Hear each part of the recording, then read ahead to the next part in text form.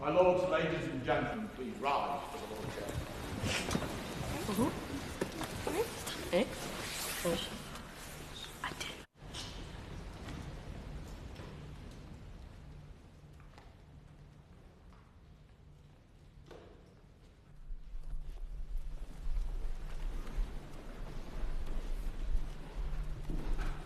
Well, I'm so pleased to welcome you to the House of Lords. It's quite different looking round from when I usually sit here. See a lot of young and eager faces. It's delightful. This is a very important debate we're going to have this afternoon. This is the 12th time that we've opened up this chamber and invited those who are not members of the Lords to come and express their views from these famous red benches. But it's the first time that members of the House of Lords itself will also be taking part in the debate. I'm delighted that we are hosting this debate, and we've got the opportunity to welcome representatives from many groups who've been invited by Plan International UK. I'll just read them out to you. There's Citadel Youth Club, Getaway Girls, International Full Circle, Plan International Ghana, Plan International Rwanda, Plan International UK's Youth Advisory Panel. And I'm equally delighted to welcome students from the following schools who've been invited by the English-speaking Union: Dean's Community High School, Ixa Academy, Liverpool College, Salandine Nook, Saxmundham Free School, Strathern School, the Royal High School, the Sandon School, Woodside High School. You've travelled to the House of Lords today from all over the United Kingdom, and indeed the world, to share your thoughts and opinions on the important issue of the barriers facing girls and young women today and how those barriers can be broken. And I'm very much looking forward, as I'm sure all my colleagues are, to hearing your views and personal experiences. We're debating 4 barriers in turn in response to the overarching question of the day, which is how can we ensure that girls and young women are able to achieve their potential in the UK and round the world. And the barriers, there are 4 of them, are these. Girls face stereotypes in school and assumptions are made about their capabilities and potential. The second one is that girls don't see themselves reflected in public and political life. Positions of power tend to be held by men. Third, girls face harassment on the streets on a daily basis. And fourthly, girls don't have enough information about their bodies, healthy relationships, and sexual health. 3 solutions will be proposed for each barrier, and then we'll open the debate up for contributions. As Christine mentioned earlier, if you want to speak during the open section of the debate, please raise your hand, and if I select you to speak, please state your name before you make your point. And don't worry about being heard. As you see, we've got lots of microphones that are going to pick up what you say. Following each floor debate, we'll have the closing summary speeches, after which there'll be a chance to vote for the solution you find most compelling. So now we're going to start the debate. And as a brief reminder, the open speakers for each barrier will be given up to 2 minutes to explain the barrier in question. All other speakers will have 90 seconds, and the summary speakers 3 minutes. Very tight timetables, as you know. Once I've called on each speaker, it's important to give encouragement to them, and I'm sure you've been told to do that by saying, "Hear, hear," and at the end of each debate, that'll be your chance for applause. To open our first debate on barriers faced by girls in school, I'm going to call Ellie from Strathern School. We shouldn't be here speaking in the House of Lords. Our place is in the kitchen, raising children and looking after our husbands. When you go back to school, don't do science, technology, or maths, because that's not what girls do. Do domestic subjects like home economics and art. Leave the real subjects to the boys. In school projects, boys are the natural leaders. We are just the mere followers. And when they are playing football or rugby, find your own sport to do. In fact, just forget PE. You run like a girl. In some places, we don't even deserve to go to school. I don't know about you, But I am sick of the stereotypes that surround us every day in education, because the difficulty is these stereotypes do matter. They frame how others see us and how we see ourselves. How can women make up only 14% of those in STEM careers when we constitute half of the population? Why is it that only 0.5% of footballers are women? And why are there only 20 countries in the world where girls don't get to go to school? This needs to stop, because we have the right to be treated equally to all others. So today, I urge you to think about stereotypes within education and the barriers that they put up. We are now well into the 21st century, and it is unacceptable that we still have to plead for action to be taken so that we are not treated with prejudice. The time is up. Changes need to happen, and they need to happen now, because we are powerful, we are smart, and we do matter. I propose that we start making these changes by thinking about stereotypes within education. Thank you. Thank you very much, Becky. And now let me call upon Alice from Saxmundham Free School to speak about the impact of gender stereotypes in education. Gender stereotyping in education is currently a big issue which young women are facing. 57% of teachers admit to stereotyping students, especially in areas such as physical education. Girls are told that they can't play certain sports such as rugby, football, or any other male-dominated sports. I have, and I'm sure many others have, experienced stereotyping in such games. We are told that we play too pathetically because we are girls and do not want to get dirty. Teachers will also not help with this problem, as they'll say such things as, "I need 4 big strong boys," which just promotes the stereotypical view of males and diminishes any confidence the girls may have had. It is known that from a young age, girls are pushed more towards pursuing roles in humanities and creative subjects, whereas boys are encouraged to take up careers in maths and science. Almost a third of people admit to believing STEM subjects are something that only males should take, as they are more suited to male careers. Due to this stereotype, only 14% of women work in STEM.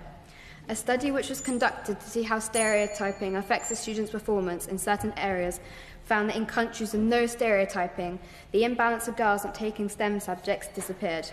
This barrier needs to be broken so that future generations of girls do not lead themselves to believe that they shouldn't pursue certain roles or do what they want just because of their gender. Thank you. And now, with my apologies to Becky, should have called her first, Becky from the Sandon School to speak about gender stereotypes. At the centre of a child's education are the teachers. It is vital that students have role models from a large variety of backgrounds, but this simply isn't the case, for in 2016 it was found that only 26% of teachers are men, and in primary schools this is as low as 15%. Evidently, we are still viewing work with children as soft and nurturing. Are we still telling boys that they cannot be these things? And are we telling girls that they must be these things? And what kind of message is that sending to the pupils attending these schools? And if this is not enough evidence to show how gender stereotypes are affecting education, simply look at the small percentage of female head teachers in secondary schools. It's only 38%. Men are still the ones with authority, and men are still the ones with responsibility and more pay. Men are still above women, even in a female-dominated profession. Roles of authority are essentially more grit, more hard work, more resilience, and more strength. And in today's society, are we really teaching girls that they cannot be these things? That, yes, they can teach children, but they cannot make important decisions. Teachers do not just educate children, they provide an essential role model. And if girls do not see women in places of educational leadership, they are only going to believe constricting stereotypes. If adults do not pave the way, how do you really expect children to follow? Thank you very much, Ellie, Becky and Alice, for your explanation of those gender stereotypes. And let me now call Emma from the Royal High School to speak in favour of our first solution, that we should actively promote all subjects to girls and boys without bias. Before I go on to explain my solution, I'd first like to echo the voices already made with my own personal experience. At Curran, I study 3 STEM subjects. In maths, I am one of only 5 girls. In physics, I am one of only 4, and I am the only girl in my graphics communication class. This here highlights the inequality that young girls in education face, as there's clearly a gender imbalance. A third of your life from the age of 15 to 16 will be spent in school. With so much spent there, this is the place where we must incubate the changes that will aid the decline in gender stereotypes in education. The action we must make to see these changes consists of 2 simple steps. The first of which is to create a training programme for teachers to undertake on how to eliminate the underlying bias that takes place in schools. The second is to start up a peer mentoring scheme.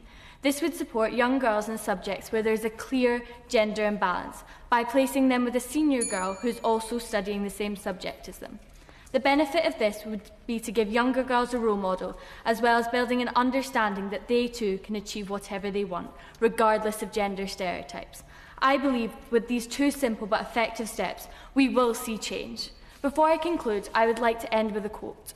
We all use stereotypes all the time without knowing it. We have all met the enemy of equality. The enemy is us. Thank you. Thank you. And now let's hear from Gwen, who's from the English-speaking Union, to speak in favour of our second solution, which is we should train all school staff to be aware of and challenge gender stereotypes.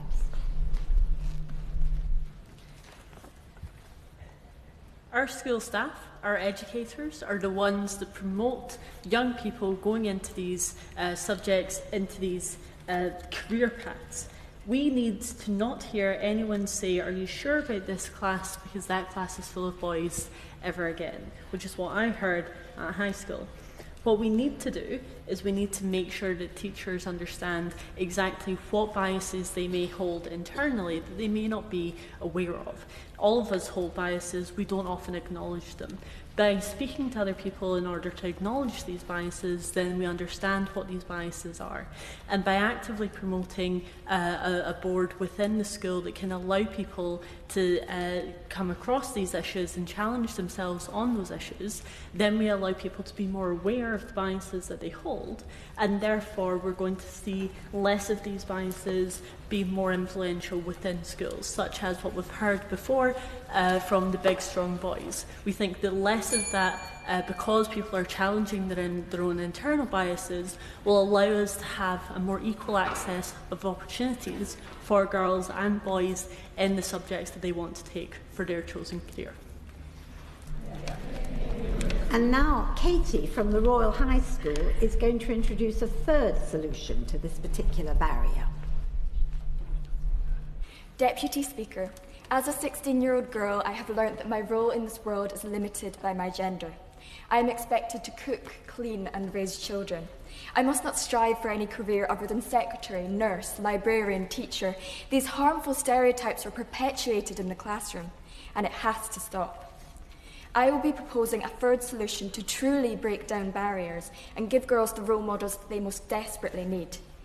Every little girl should be able to name a female scientist, politician or doctor. Schools across the UK should each be assigned an inspirational and powerful female, living proof that women can and will succeed. Representation is key, so female volunteers will be selected to ensure that all races, religions, sexual orientations and economic backgrounds are well represented. They will rotate round schools annually to expose girls to a wide range of professions and emphasise that no career is beyond reach. They can undeniably teach young girls 3 important lessons that aren't printed in textbooks. 1. To be valued in society, you do not need to aspire to the grace and poise of fairy princesses or shrink to fit the mould of emaciated models in magazines, because you're more than what you look like. 2. Leader is not synonymous with bossy. Good girls don't need to wait until they are spoken to raise their voices. And 3. When you grow up, you can be anything that you want to be.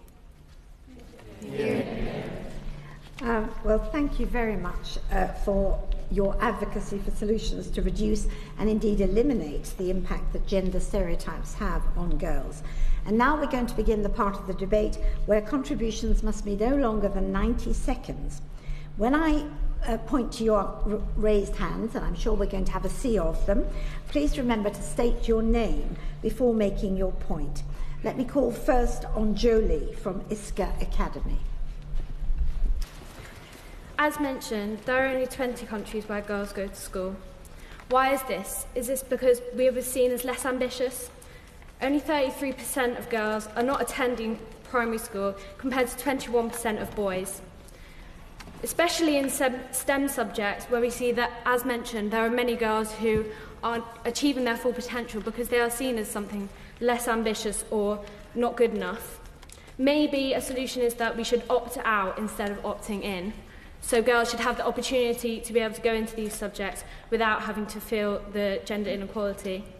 Maybe it's the gendered language names that I've heard in my school, such as little lady and princess, being used.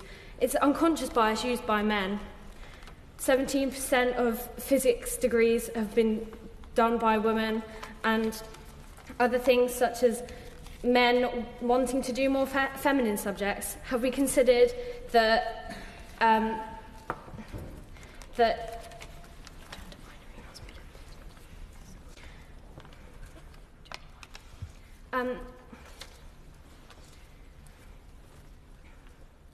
have we considered that teachers in primary schools are overwhelmed with women? We should show that gender equality in practice and not just chat. I think that this shows that maybe the fact that I'm struggling to speak about this today is that it's such an important issue, and I apologise for my stuttering, but I guess it just shows how much I'm passionate about the subject. Thank you. Indeed it does. Indeed it does, Jolene. Thank you very much for that. Now I'm going to take a view from the floor. Let me see a raised hand, and I will pick one. Right, up there. Thank you. And don't forget to give us your name. Hello, I'm Harriet, and I'm from the Royal High School. I believe that stereotypes in school are heavily enforced by the uniform. There is social pressure for girls to look feminine and pretty, and wear short skirts and makeup and have long hair. These matters may be a personal choice, but in reality, any deviation from the norm is punished. For example, when I cut my hair short, I was then subjected to 1.5 years of my sexuality being questioned, being asked about when it would grow back, and I even had homophobic abuse yelled at me in the streets on my way home. These are symptoms of today's stereotypical views around gender and sexuality. They stem back to primary school, where uniform for girls consists mainly of dresses or skirts, which constrain physical activity. You can't cartwheel without outrage. Since childhood, girls are dressed restrictively, stopping us from behaving like how all the boys would. I'm friends with someone who proposed a bill about gender-neutral school uniform that has since been adopted by the Scottish Government. Perhaps this could be adopted nationwide, or at least rules should be changed to allow gender-neutral school uniform for all and promote physical activity for all. Thank you. And I'll take another hand. Yes, one over there. Jessica, Advisory Panel at Plan International UK. Run like a girl, fight like a girl, throw like a girl. When did like a girl become an insult? I was 5 when a teacher came into the classroom and, as we've heard, asked for 4 strong boys to carry a pile of workbooks. I have never forgotten that moment because from the age of 5, I was defined as weak. Not being able to play in the castle truck corner, but being put with the princess and Barbies. When I was 11, I just started high school and got told by another boy in DT that girls belong in the kitchen, not the woodwork room. When I was 16, I walked into a computer science talk full of boys and got asked if I was in the right place. None of the boys behind me did. So it's no surprise that only 11% of engineers are female. It's no surprise that females are lacking in so many roles politically and socially, when for every 2 male MPs, there is only 1 woman. All of this because gender stereotyping in schools means girls are seen as weak, when in fact females are stronger than ever before, facing challenges every single day. Instead of putting barriers up to girls through gender stereotyping, let's break them. Let's empower girls from the very first day they start school. Let's teach girls, instead of looking for a knight, let's teach them to look for a sword and to fight for equality. Thank you. And now I'm going to call Danielle from Salandine Nook. Deputy Speaker, fellow debaters, I'm here representing Salandine Nook High School. Education. Most of you here will be sitting your GCSE exams next year, the first step onto the path towards your careers. And I'd say that there can only be 3 words on your minds: stress, stress, and stress. But where exactly does this stress come from? An obvious one would be from the high expectations coming from our parents and teachers. But there's a darker side. It comes from bullying, it comes from sexism, and it comes from stereotypes. A poll of 2,000 young girls found that 55% of young girls aged 7 to 21 could not speak freely because of their gender. In my opinion, these results are atrocious and a direct contradiction to the values we say that our Britain holds: liberty, equality, freedom. I was speaking just last week to one of my colleagues who told me, I was told in PE I couldn't do a woman's press-up because we will find a proper one hard. Society must understand that this sort of gender stereotype is not just harmful but a barrier to progress. So I therefore appeal to you all. Speak out, spread the word, because fair treatment doesn't just come from superficial laws and rules implemented on us, but from the very roots of society. Thank you. And now another one from anywhere in the chamber. I got a hand here, yes? Hi, I'm Maisie, representing International Full Circle. So someone who's kind of been through GCSEs and A-levels and is now currently in my first year of undergraduate study. I'm a pretty firm believer that the education system is inherently sexist, and this is enforced by a lot of stereotypes, particularly within the curriculums that we study. So I know throughout my study of English literature in GCSE and A-level, we would very rarely study female writers. In history, we would very rarely study women. We very rarely studied women in science. And I can't help but think that the fact that we never really include women in the curriculum to the extent that we include men, sometimes even subconsciously, is something which really, I think, enforces harmful stereotypes. And I think it really affects girls' aspirations in terms of looking for careers and future opportunities as well. And I think that is something that definitely needs to change as well. Yeah, and someone else from the chamber? Yes? Logan, representing the Royal High. I'm sure you've all heard about the pay gap. Here's one of the major contributors. Women are pushed away from masculine subjects through shaming and pressure from peers, staff and society in general. Subjects in fields of work that are overvalued in comparison to ones deemed as feminine. For example, my advanced higher physics class has all but 1 men in it. You can see an example of how female-coded professions are devalued in programming. Once a field that was majority women, even when they played a crucial role in the moon landing, they were disrespected and poorly paid. When men started to dominate the field, pushing women out through sexism, etc., suddenly now it's a highly paid and sought-after job.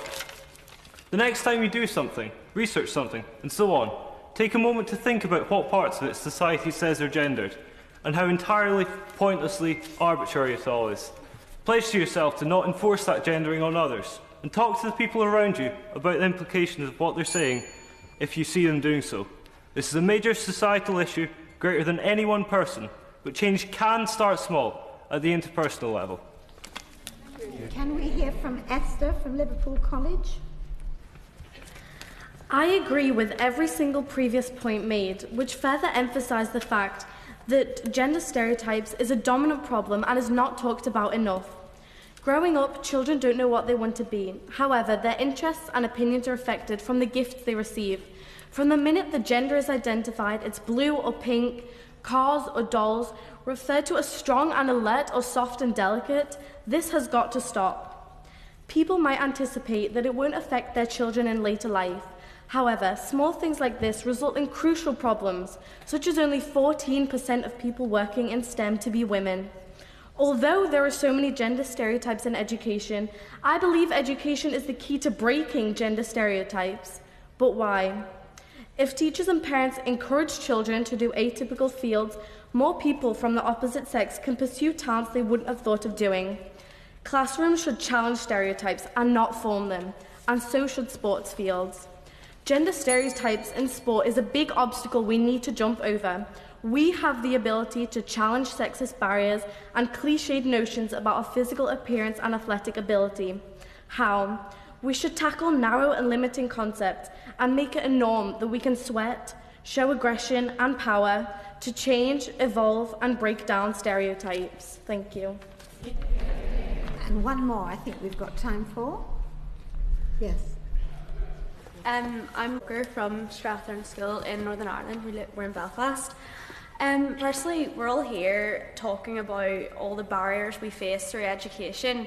But one thing nobody's considered, we're at an all-girls school. And I would consider one of the solutions to this issue to actually be not necessarily all-girls schools, all-boys schools, but something whereby girls may be in classes with girls. It may seem a bit old-fashioned, but right now I'm standing here and people talk about how they're the only girl in their physics class. In Strathern, we're an all-girls school, so it is all girls in our physics classes, and I think we have up to 3 GCSE physics classes, I believe, in 5th year, and then we have more in the year below us as well, all doing our GCSEs, all standing up. Maths is actually, I believe, the most picked A-level, and we all do STEM subjects without facing criticism from anybody around us, because it's just something that is considered the norm in our school, because we're not looking at numbers like divisions between boys and girls. It's just us there, and we all contribute to our own subject in our own way without really looking at a gender, because there is no other gender to consider. It's so much simpler, it's easier, and yes, sometimes we may complain, oh, it's all girls, it can be a bit this, it can be a bit that, but personally, it means that we don't compare ourselves to anybody in the way that people in other schools seem to. Thank you all very much for your contributions. And let me now call my colleague, Baroness Garden of Frognall, to summarise what we've heard so far in this debate. Well, thank you very much indeed. This has been absolutely fascinating. And thank you to Ellie, Becky and Alice for setting out the problems so eloquently, and for Emma, Ariane and Katie for coming forward with solutions.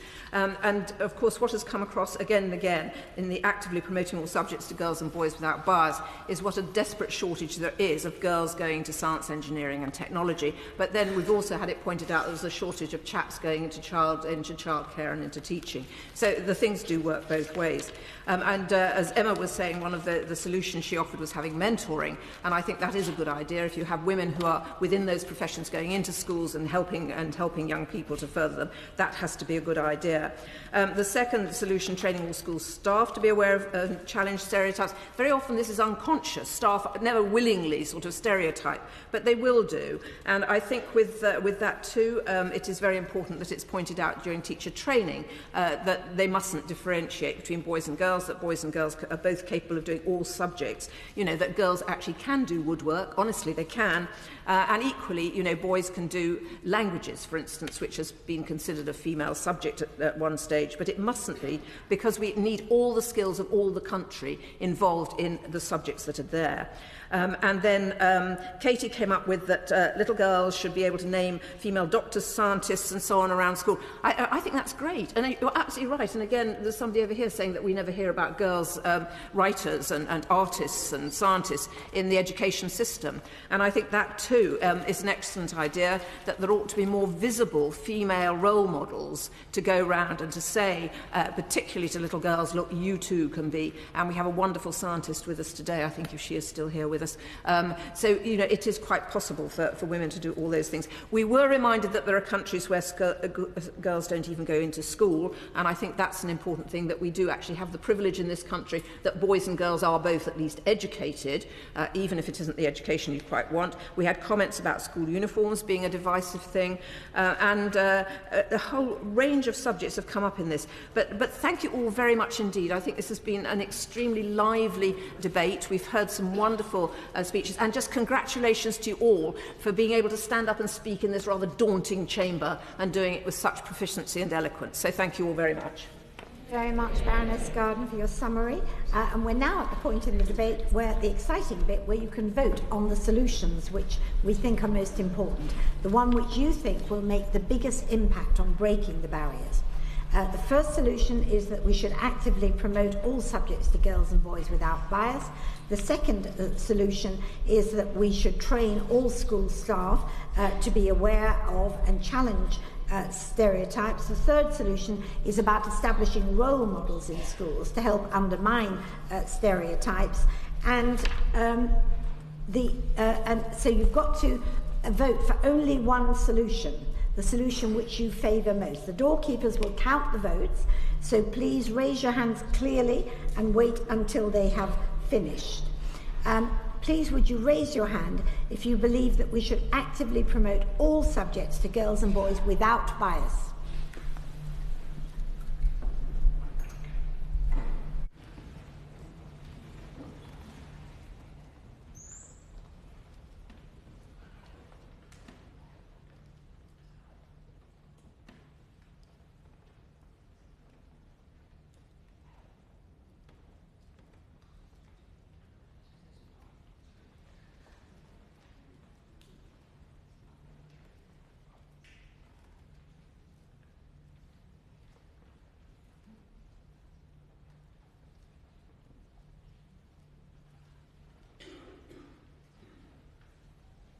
And now, if you will raise your hand if you believe we should train all school staff to be aware of and challenge stereotypes.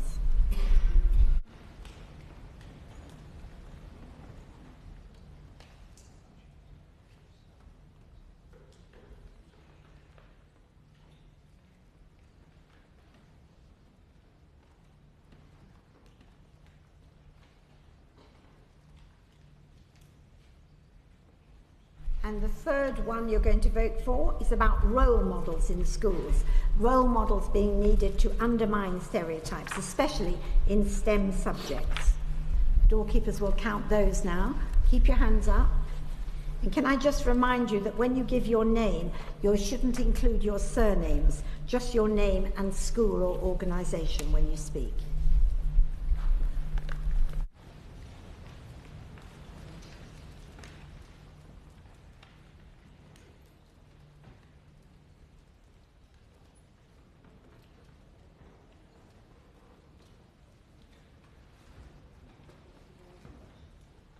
I'm going to announce them in time-honoured reverse order. The votes for the third one, they were contents 31. We call it contents here in the House of Lords. 31. For the one about education was about staff was 34. And the one, the first one was, which I remind myself, was actively promoting all subjects to girls and boys without bias, is the clear winner, 104.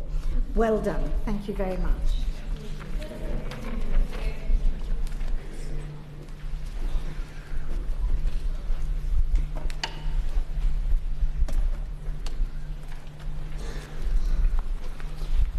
Right, well, we're now going to move on to the second debate, which is about representation.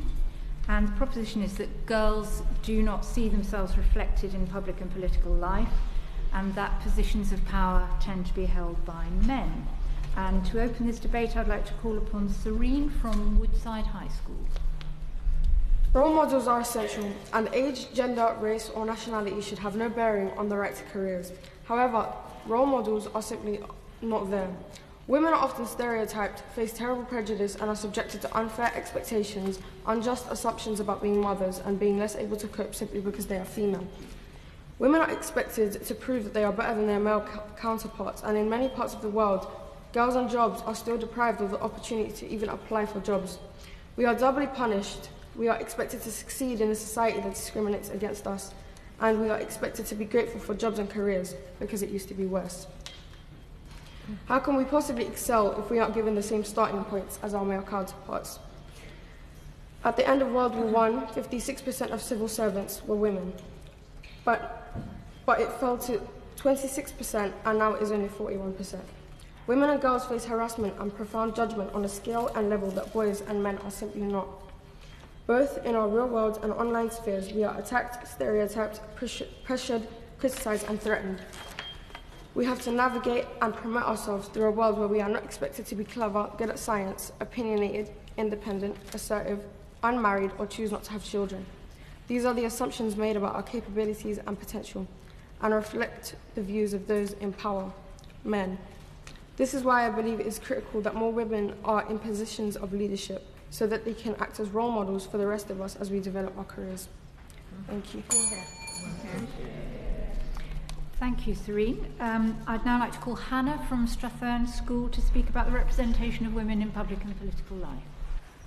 A lack of female role models discourages girls from going into careers perceived as predominantly male.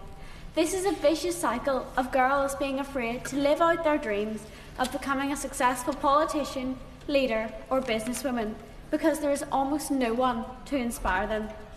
If we only see men as politicians or business leaders, how can we be expected to think that we, girls, could do this too? What message does that send girls like us? That we can't do it, that we aren't useful in that area, that we aren't just as good or better than the boys.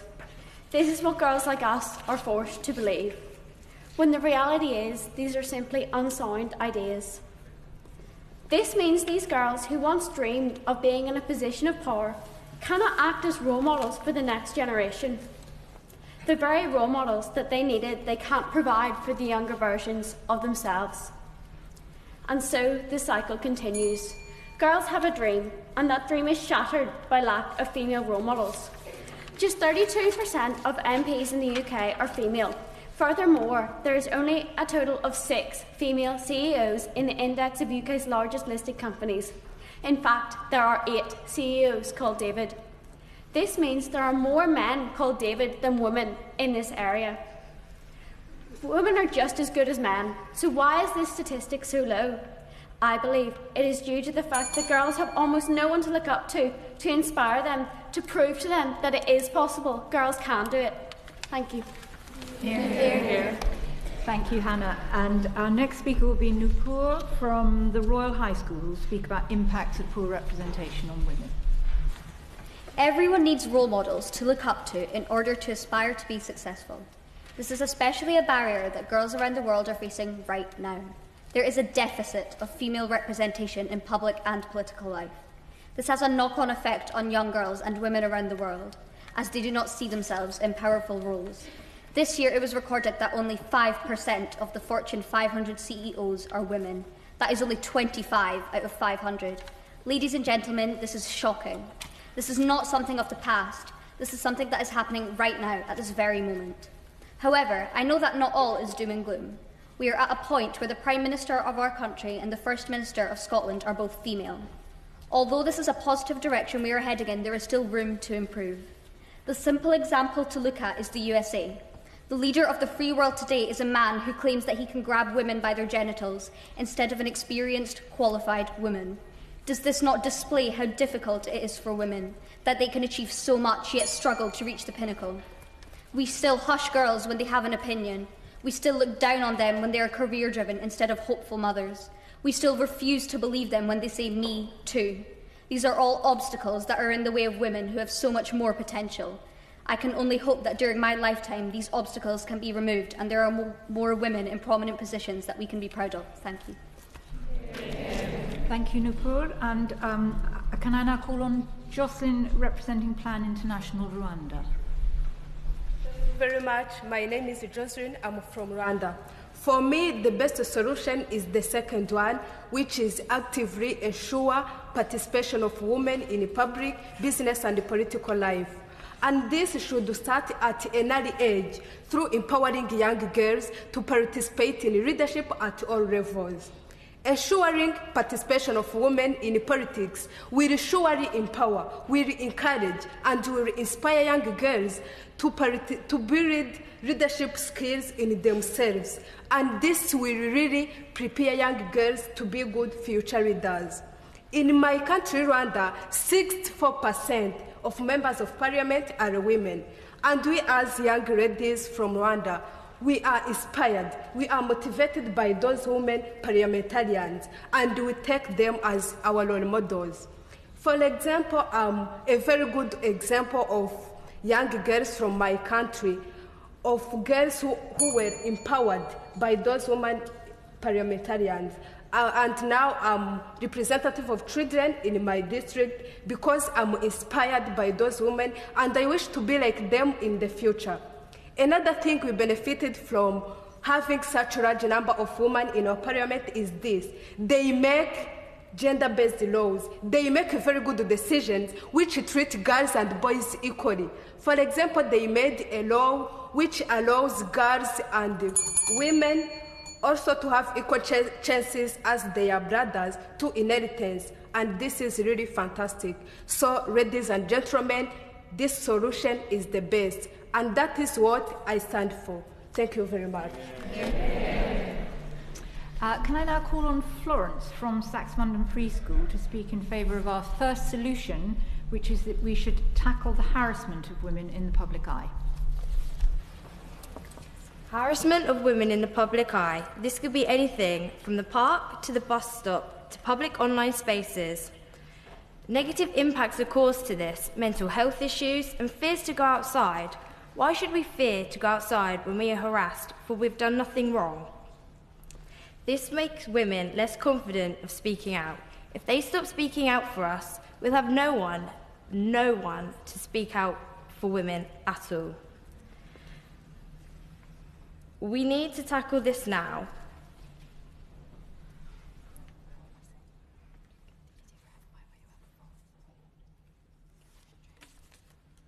To say the least, there is no one solution to fix it, but just passion, commitment and time.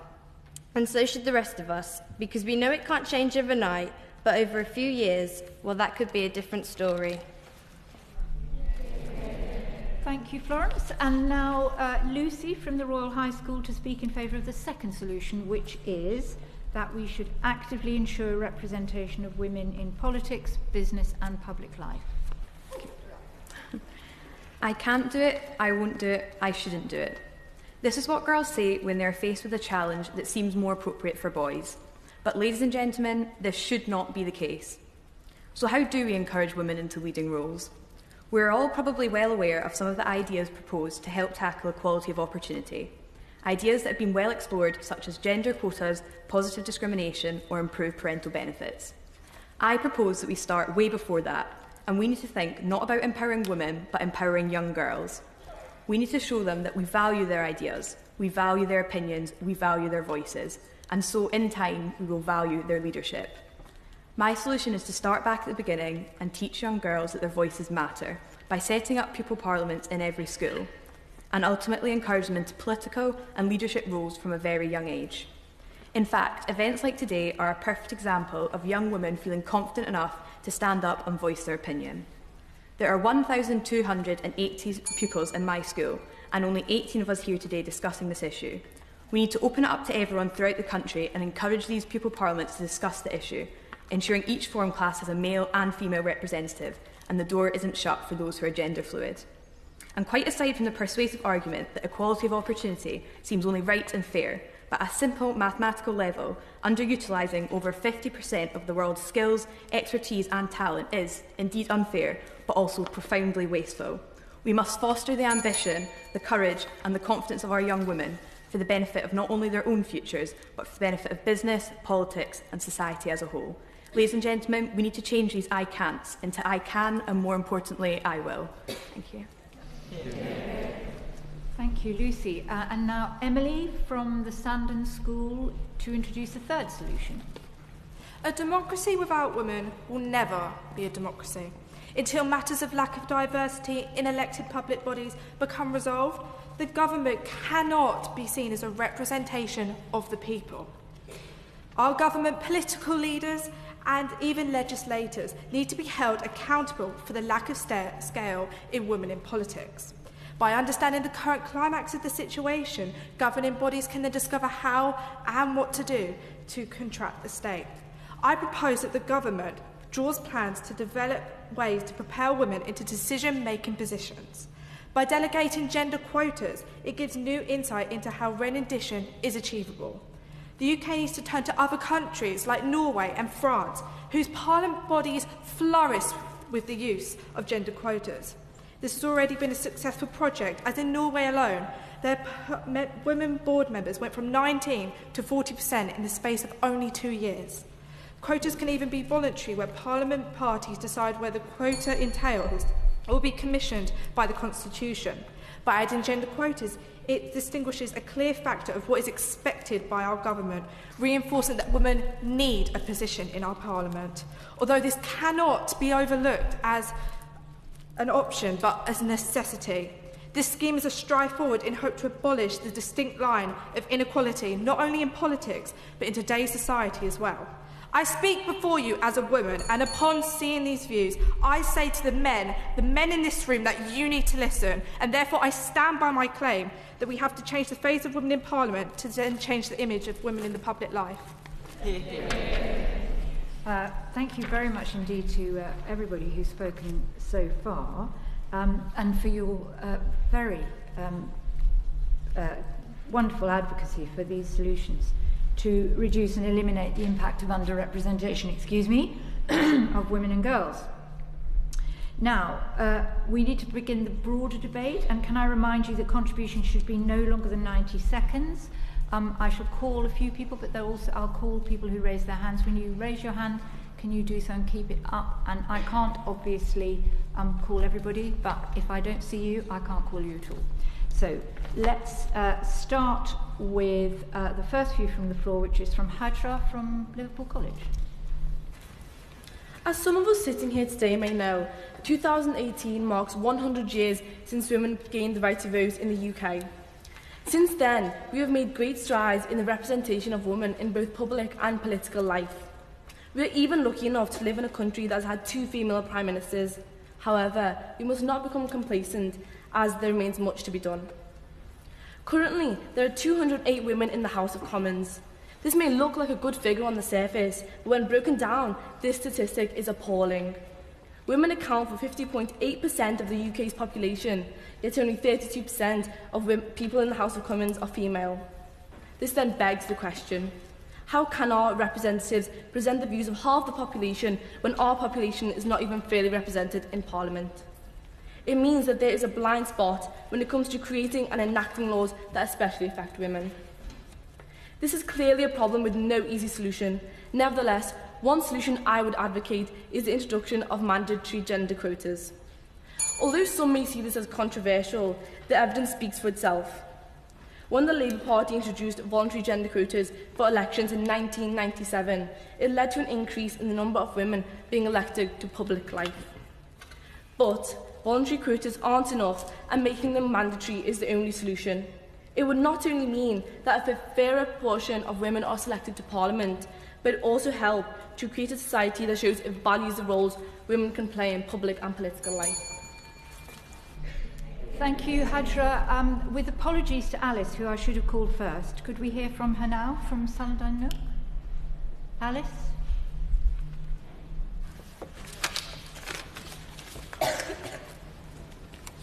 Girls make up half of the world, we all know that. So why do we sit in a room that makes some of the most vital decisions for this country that still dramatically underrepresents women, with nearly 1 woman for every 3 men? This is not an unusual trend. Law, politics and business all hugely underrepresent women, but all still make vital decisions for us all. We propose that women are fully represented within the public eye. Women should be seen as equals, and that needs to be represented. Not only should a girl step out of a classroom into a job market that is filled with opportunities for her, she should also be able to see role models that represent her and her colleagues. Thank you. Thank you, Alice. I'm going to take some views from the floor now, so can I see some hands? And I'll pick one. I'll start at the back there, yes? I'm Katie, and I'm here representing the Royal High School. I'm going to talk to you about how I do not think that young girls see themselves fairly represented in politics. This is due to the fact that positions of power are historically held by men. It is clear that there's an imbalance between women in everyday society and then are seen reflected in politics. 51% of Scotland's population is female. However, only 35% of MSPs are also female. University application statistics show that women are more likely to apply to go to university than men are. And of those who go to university, men are less likely than women to achieve a top degree. So where do all of these highly educated, strong, committed individuals end up? Well, they are deterred by the gender stereotype of becoming a nurse or a teacher. There is a disconnect between highly educated, well-rounded people and becoming politicians. We're very fortunate in this country that our Prime Minister and Scottish First Minister are both female. We're also fortunate that we have maternity rights in our politics, whereas in places like America, many people are still adverse to female politicians receiving maternity leave. On the other hand, we're still behind countries like Rwanda, despite them having suffered through genocide. Employers do not want to employ women who is seen as driven, as they fear that they'll have to pay for her maternity leave. The very act of giving life can cost someone their professional life. Thank you. Right, another contribution from the floor, yes? At the back, yes? My name is Hiba from Ghana, representing Plan International Ghana. I would say women are represented, but not as it should be. In a recent celebrities interview, I feel like as a girl, I can't be successful in my career unless I'm successful in how I look, how I manage problems and gossip in my personal life. And this can restrict me and probably other girls in achieving their full potential in life. And a way to curb this is to raise awareness on these issues and stick to them in most situations. Thank you. Thank you. Right. Any more? Yes. Even when you see women represented in the media, how often is it for their talents and not what they are wearing, or who is their new spouse or boyfriend or girlfriend? This is detrimental to young girls, as they don't see successful women being recognised for their success. They are recognised for what they wear, what they look like, and not what they have achieved. This might discourage people who aren't comfortable in the public eye, as they won't be recognised unless they are perceived as attractive or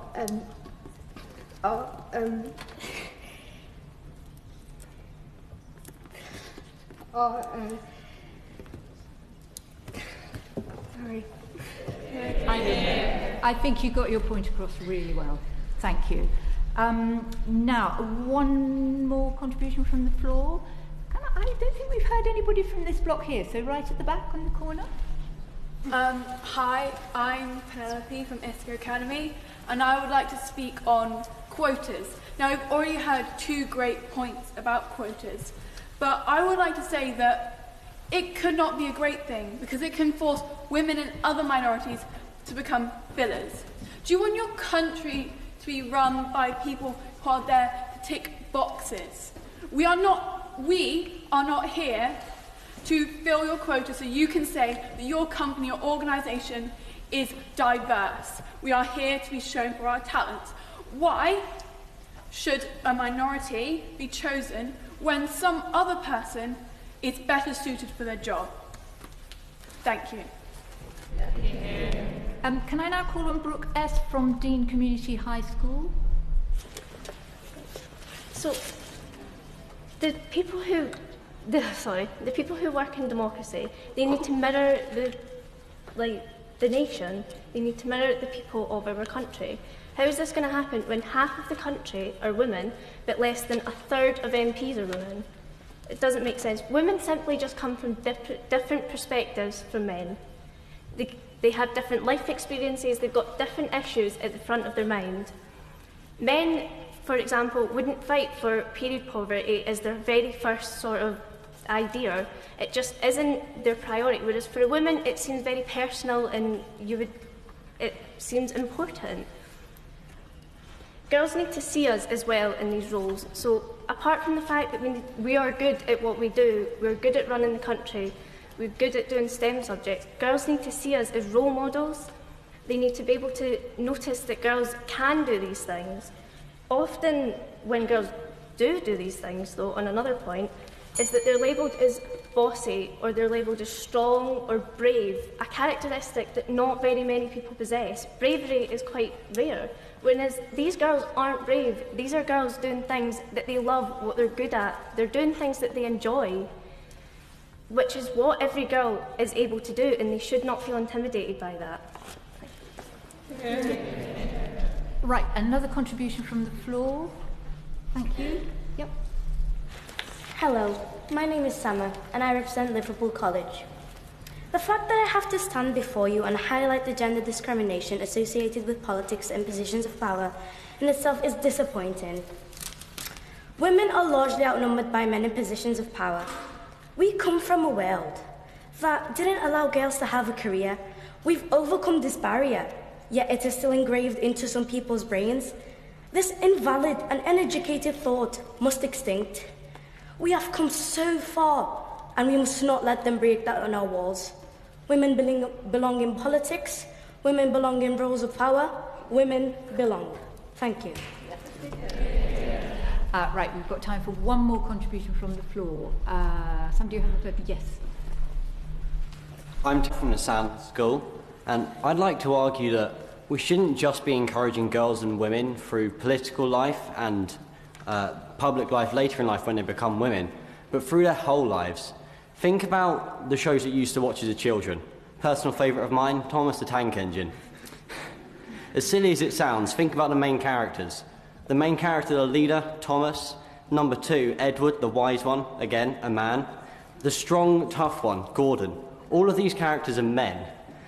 The first female character that I can think of from Thomas the Tank Engine, Rosie, a small, quiet, pink engine that sits around and listens to what Thomas says. And yes, it sounds silly, but this is what children are growing up with. These are what young girls and boys are learning as they're young, and they will take these things on to later life. So not only do we have to make sure that politics and business and everything else has an equal representation of men and women, but we need to be educating everyone from the start of their lives, from when they are young, to show that they can all grow up to be strong and powerful people. Thank you. Yeah. Well, thank you all for those wonderful contributions. Very fluent, very well informed, and very entertaining. Can I ask now my colleague Baroness Finlay of Llandaff to sum up the debate? Thank you. Thank you. Thank you all for amazing contributions. Can I thank Serene, who stepped in at very short notice to actually open this part of the debate. We've heard about role models from Hannah and Naipur and from Alice, the importance of people who could then become mentors as well. We've heard how few CEOs are in top companies. How do we get them to apply for those jobs? That is a burning question. We have heard, of course, that we've got a woman Prime Minister at the moment, and Scotland's First Minister is a woman. And I would remind people I'm from Wales, and the Assembly in Wales had around half of the members are women. But how do we encourage women further on? Don't tell girls to be hushed. That was a powerful message coming through. Jocelyn from Rwanda really inspired us with her ability to talk about women as role models as well. And we heard then about how they've got 64% of MPs as women, but importantly that they're making good decisions. And I would remind you all, there is evidence that in boardrooms where you have women on the board, those boards make better decisions than men-only boards. So there must at least be representation, even when it isn't up to 50%. Currently, we only have 9% of our senior judiciary as women. Perhaps we might have better decisions coming out if it was nearer 50% sometimes. Florence proposed that we get rid of harassment and spoke about fear and intimidation, and perhaps it's intimidation that discourages women from applying for jobs in the first place, thinking that they might not be good enough, whereas we all know that men often apply for a job if they think they might be good enough, which can be a problem. Lucy and Emily proposed 2 other solutions. Lucy spoke about representation, encouraging women to take an I will attitude, apply for those jobs, get out there. Emily spoke about the third solution, which is gender quotas, and pointed out that in Norway it's been voluntary.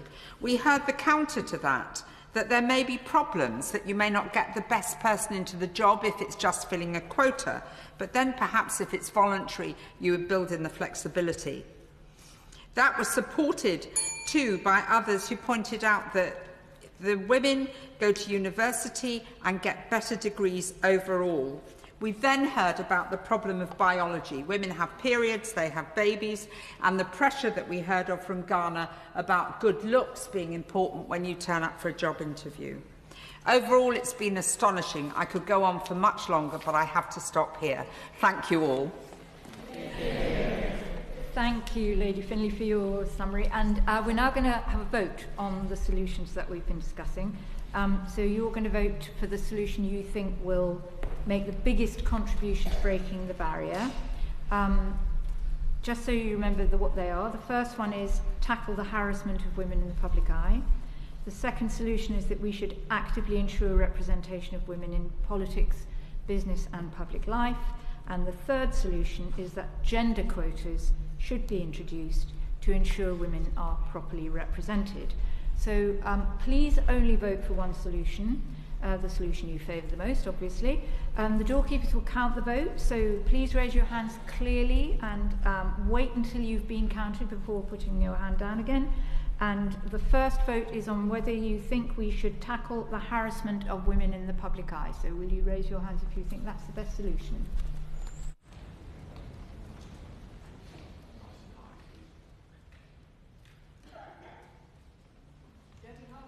Make your hand count.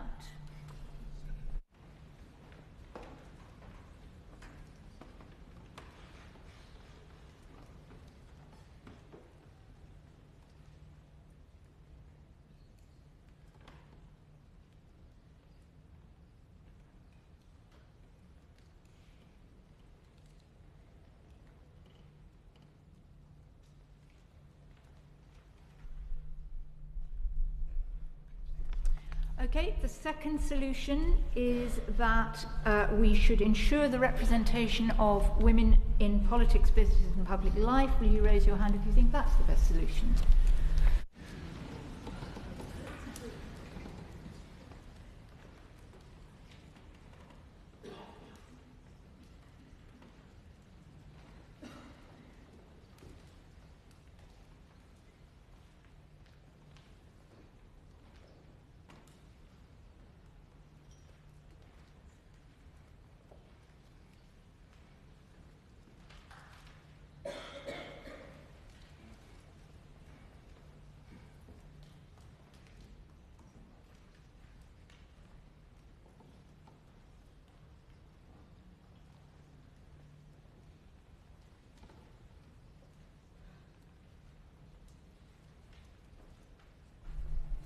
And the third solution is that gender quotas should be introduced to ensure women are properly represented. So those of you who think that's the best solution, raise your hands now.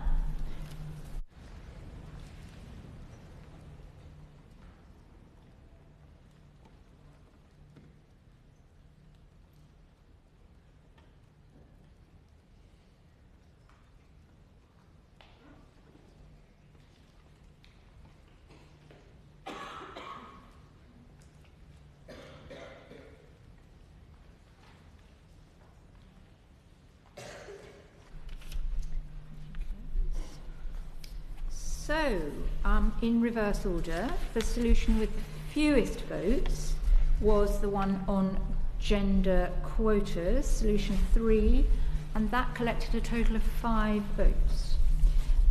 The one with the next, the one in the middle, as it were, the one with the next fewest was the one on facing harassment. Sorry, I've got that completely wrong. What was the second solution? Active promotion of women in public life. That got a total of 49 votes. And the one that got the most votes by a very considerable margin was the second solution, which Have I got this completely wrong? Yes. The one that got the middle lot was the one about harassment, the harassment of women in the public eye, but the one that got the most votes was the one on representation of women in politics, business and public life, which got 117 votes. I call that a win. Thank you very much for all your contributions. And now we move on to our third debate, a topic which we've already heard referred to several times, about girls facing harassment on the streets on a daily basis. And to begin this debate, I'm going to call on Natasha from Saxmundham Free School.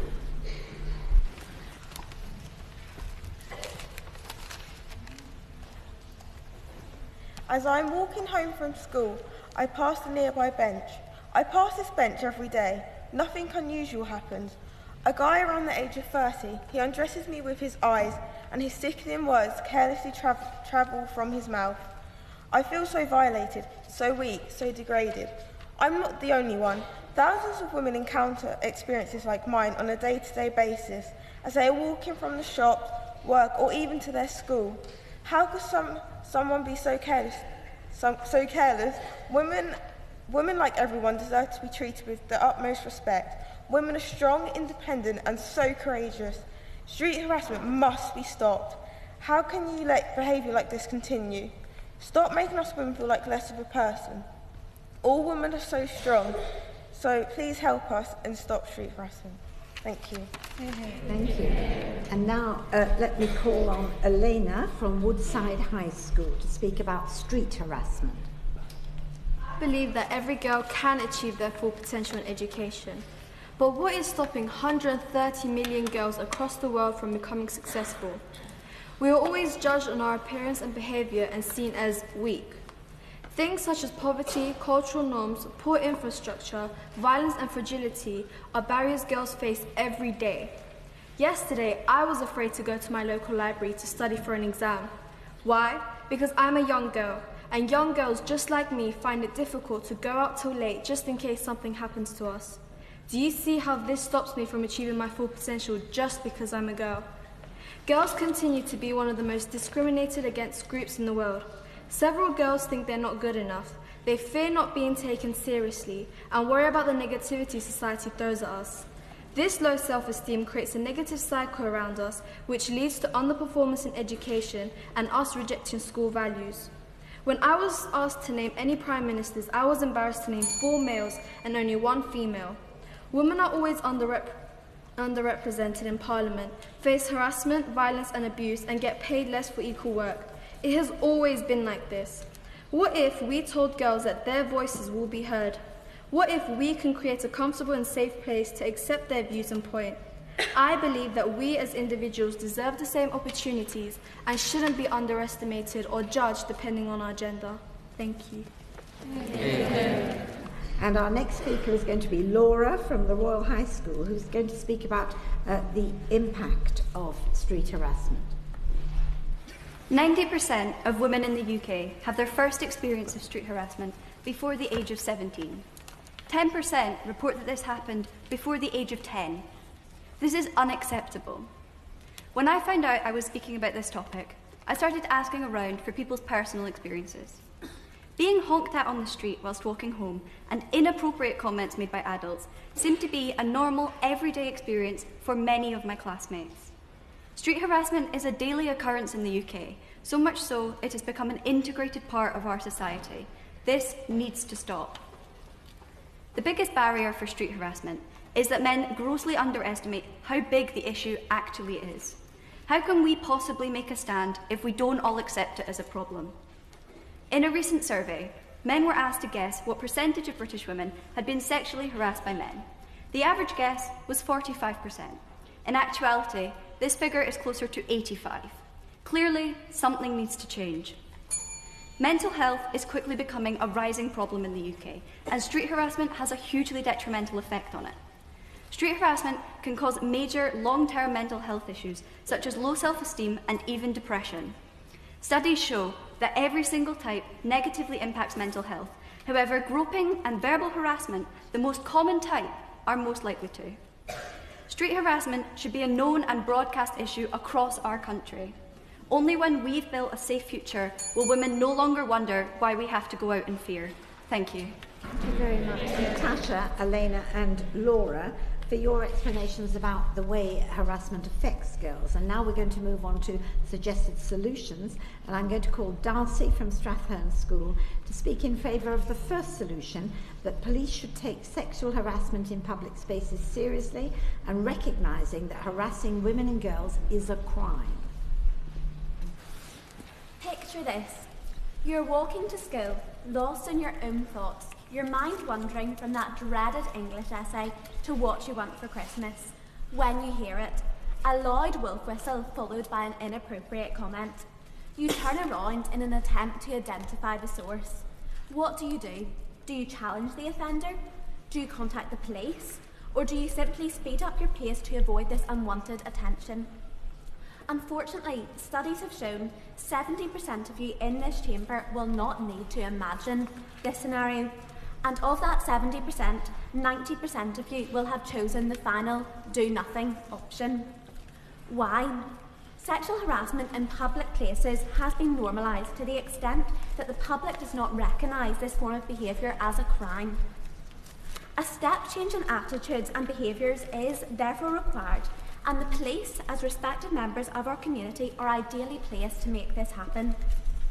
Through implementing a thoughtful, well-communicated public engagement strategy, the police could reinforce the message that such behaviour is totally inappropriate and that those breaking the law will face prosecution.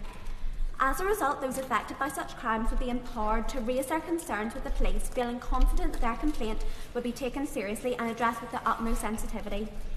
In dealing with complaints, the police would make it very clear that the individual's experience was not normal, was not okay, and that no one deserves to be treated in that manner. As more individuals come forward and more cases are tried and prosecuted successfully, offenders will be deterred from offending. Over time, the frequency of crimes will decrease as society embraces an attitudinal shift towards zero tolerance. The impact of this will be very significant, as girls and women would feel less threatened, confident in the knowledge that society would view these crimes as shameful rather than acceptable. Thank you very much, Darcy. And now I'm going to call Emmanuel from Woodside High School to speak in favour of the second solution, which is that we should provide training for adults with responsibility for public spaces, such as bus drivers, to be public safety guardians to support girls. I'm here today in the House of Lords to debate on an issue that is seen but ignored, an issue that is ongoing yet unresolved. Women's rights. So, what are women's rights? I believe that women's rights are the fundamental necessities and freedom of choice that every woman should be guaranteed throughout the entirety of their lifetime. However, throughout the world, millions of women and girls are denied their human rights just because of their identity or backgrounds. Although some women have a lot more access to rights and opportunities such as education, work options, medical care and much more, it is not consistent everywhere around the planet. For example, in countries such as Indonesia, gender inequality is one of the main issues because it is reported that 75% of women face physical and sexual violence. And also to further back on my point, the first national survey by the government concerning violence against women demonstrated that 33% of women aged between 15 and 64, around 26 million, claimed that they had experienced abuse of both kinds. In my eyes, everyone has a right to receive an education, to speak freely, and to live free from violence and discrimination, no matter what their gender is. In conclusion, I truly believe that we can help the women street harassment by supporting one another, sharing the responsibility of creating safe environments for vulnerability to be freely expressed, and we should acknowledge the fact that our actions are crucial to the creation of fairness and accountability. We should identify our commitments, speak about them, and act on them. Thank you for listening to my speech. And now Emmy from Saxmundham Free School is going to speak in favour of another solution, a third solution to this barrier. Hello. Street harassment has become a modern-day epidemic. Young girls who should feel safe and happy walking down our streets simply do not. Unfortunately, women and girls are bombarded with a variety of embarrassing, hurtful and degrading comments. We have to stop this disgraceful behaviour, because I don't want my daughters to avoid certain streets because some ignorant idiot decided to comment on her thigh gap. My peers and I have come up with a solution that have come to realisation that ignorance is the problem. Not many people understand how these remarks affect people, or what even counts as street harassment. So that's what we want. We want to make it mandatory for all secondary schools to teach their students on what street harassment is and why you shouldn't do it. In case anyone here in this room doesn't know or doesn't quite understand what counts, street harassment is anything from wolf whistling to invasive physical touch. A reason why you shouldn't do it is it can put a strain on a person's mental health, which can cause them anxiety, depression, or low self-esteem. And they can also feel as though they cannot strive for their goals because they will seem unimaginable and impossible because of how they look. So please stop these horrific events and help these young girls to face these people and for other people to be educated on why you shouldn't do it in any way.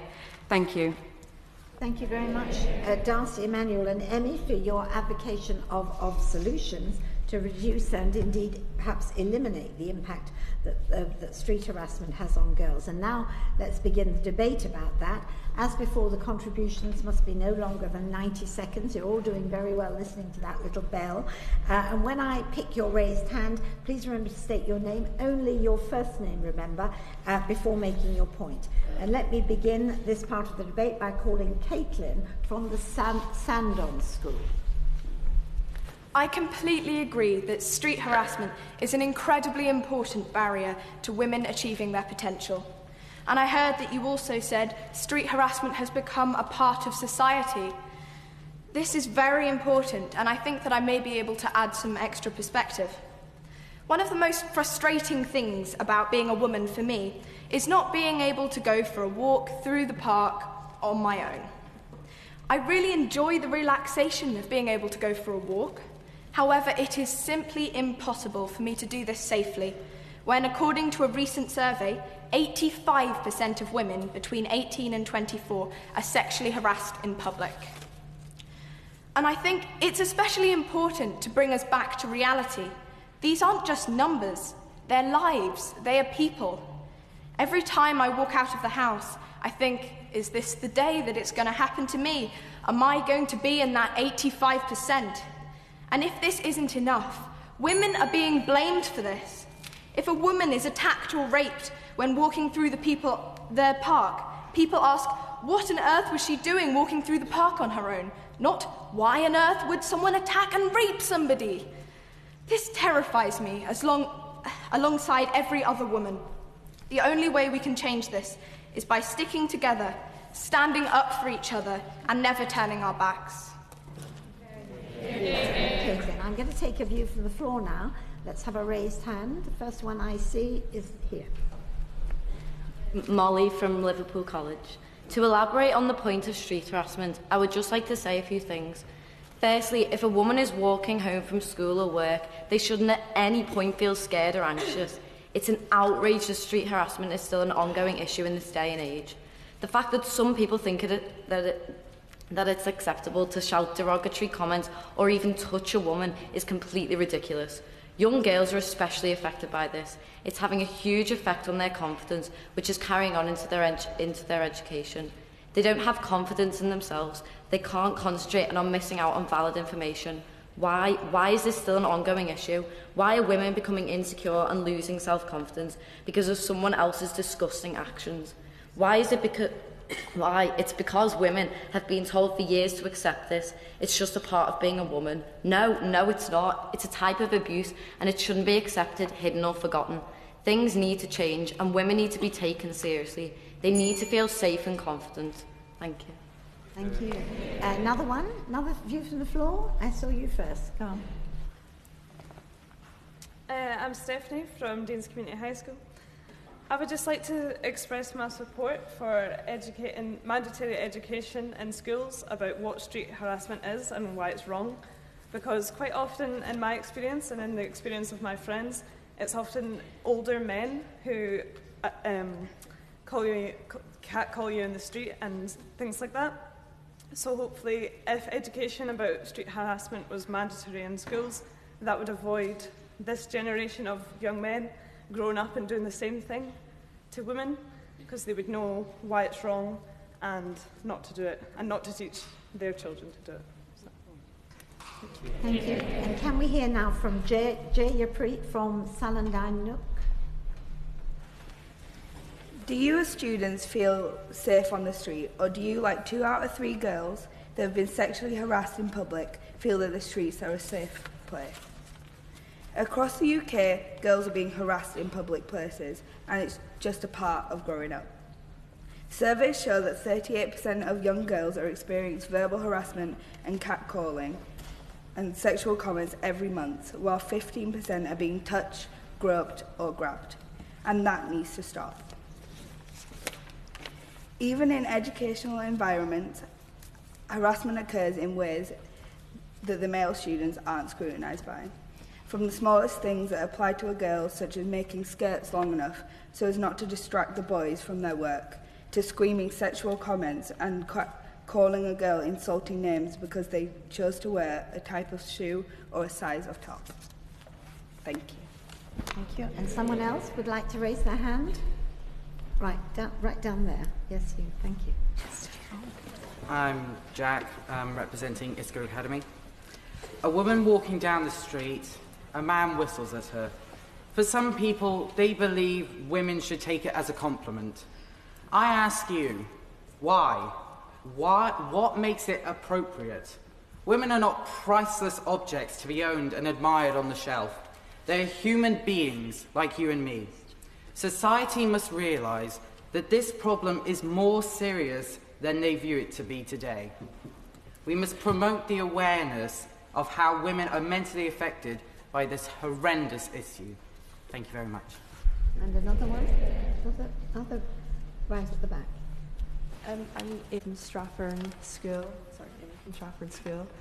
and one of the biggest problems with street harassment, I believe, is how the harassers see women. They see them not as people, but as objects.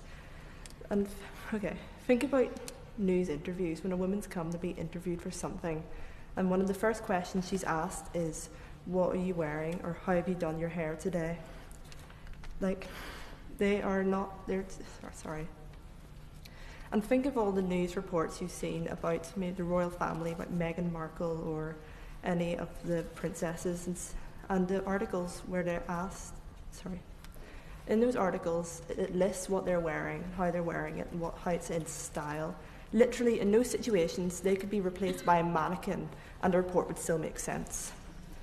And young girls walking down the street who are catcalled, they're not asking for it. Young school children who are harassed are not asking for it. They're in their school uniform. My friends have dealt with problems like this. Luckily, I have not, but they have horror stories of things people have said to them on the streets. This is why I believe the media needs to stop objectifying women, stop just saying, oh, they're just like, there's pretty people, you know, just look at all the clothes they're wearing. They need to be seen as actual people. Thank you. And can we hear from Rebecca now, from Dean's Community High School? I would like to briefly explain before I begin that when my friends and I explained why we were heading down to London this week, we were told by boys we've been friends with since we were 11 years old that girls currently face no barriers. This ties in with my own opinions I'd like to express today. It's been mentioned before, but I believe that the idea of consent should be taught at a younger age.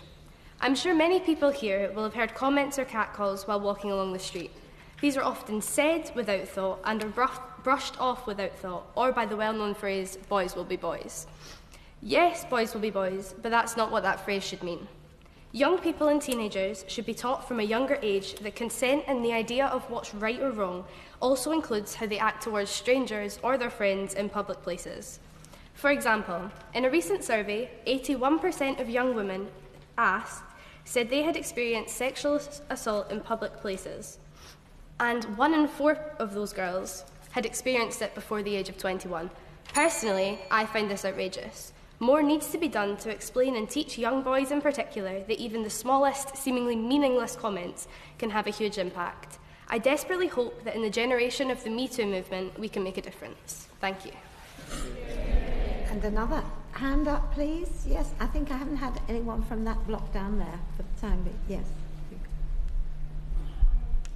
I think all too often we dismiss street harassment as just an everyday part of life, and it's something that's just going to happen. But the issue with street harassment is it represents something more, and that is something that's incredibly toxic. The cumulative impact of being catcalled on a daily basis as you're walking to school or the shops is what is teaching girls how to see themselves and how they are seen by society. It's teaching girls that they are valued for their bodies, and that in order to avoid what is in a very embarrassing encounter, they need to dress more conservatively, keep their head down, and then change their routes.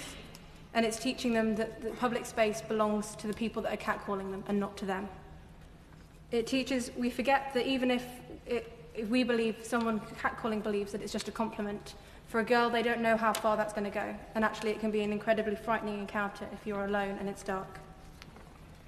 And what in the end this is teaching girls is that it makes them feel alone. When they're catcalled and no one turns around to help them, it's teaching them that actually they just need to learn to deal with it. And it's also teaching that it's on a spectrum of behaviour. When you dismiss it as it's look at what you're wearing, that's the same excuse that's used for sexual assault and even rape. And so it shows that these are a spectrum of issues. So it's incredibly important that we deal with this issue, as it isn't just a standalone thing. It is nice to see so many hands, but I'm afraid we've only got time for one more contribution, and we'll have this young lady here. Yes, please. Sorry. Simone, representing Liverpool College. I just want to point out the fact that unfortunately street harassment is something that happens every day. I'm sure many people in this room have had to deal with this, but they shouldn't have had to. Women are treated as objects, maybe not as much now, but still to this day.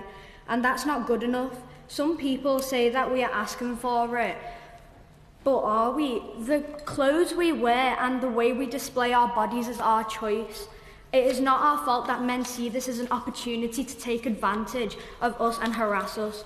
We are no one's property but our own. This subject needs to be paid more attention to. Thank you. Thank you very much for all your contribution to this debate, many of them very impassioned, which has been good to hear.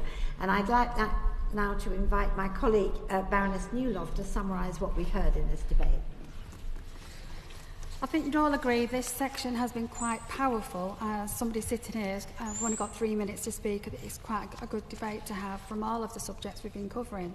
But I'd like to thank Natasha, Elena, Laura, Darcy, Manuel, Emmy, Caitlin, Jackie and Rebecca, and many of others who took part in this debate.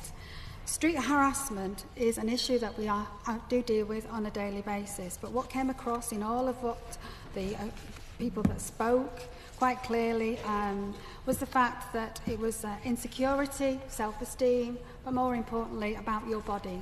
Girls' bodies, importantly to me, is as a mother of 3 daughters, I'm passionate about. And I was quite surprised and quite interested to hear about the views. Being Victims Commission of England and Wales, we're talking about rape, sexual violence. It's very important that we do support one another, as one of the speakers, Emmanuel, said today.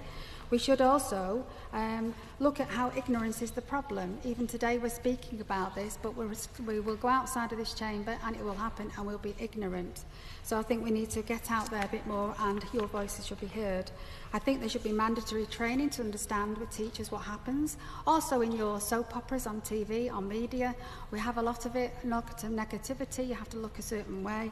The Kardashians, you have to look a certain way. So they're actually women actually saying you should look a certain way. So we need to look at the gender. But I think what's really come across here is that you all see it as a challenge, that you are already facing this in your society today, and that there is nobody to support you. We need to have the stronger voice that goes out there. For me, I think what really struck a chord was this feels like a crime. Harassment is a crime in law, and we need the police to look at this and take it seriously so that you're confident to walk out on the road and not have fearful thoughts in your mind to not go out there. It is scary, especially for women. It's scary because you don't know who you're going to face, and it's scary if you've got no support behind it. But I would like to leave all of this with a quote, but actually for me, it's more importantly that it's not about, Caitlin, I think, said it, actually what she says is what I say. These are not about statistics. These are about people, about lives, about being human beings. I see that many times across the criminal justice system. But I'd like to leave you a quote, especially for the girls. Sorry, boys, but this is for the girls. And it's from a woman, Eleanor Roosevelt. And she says, women are like tea bags. You don't know how strong they are until you put them in hot water. So think about that when you leave this chamber, and I think it's very important. So thank you very much. Thank you very much, Lady Newlove, for your summary. And now we're moving to our votes again. As a reminder, the first solution is that police should take sexual harassment in public places seriously and recognise that harassing women and girls is a crime. The second solution is that we should provide training for adults with responsibility for public spaces to be public safety guardians to support girls. And the third solution is that it should be mandatory for all secondary schools to teach students what street harassment is and why it must be eliminated. Please remember to vote for one solution only, the solution you want most, obviously.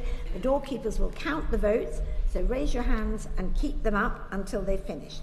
Now, would you please raise your hands if you believe the first solution, that police should take sexual harassment seriously and recognising that harassing women and girls is a crime. If that's your favourite, put your hands up now.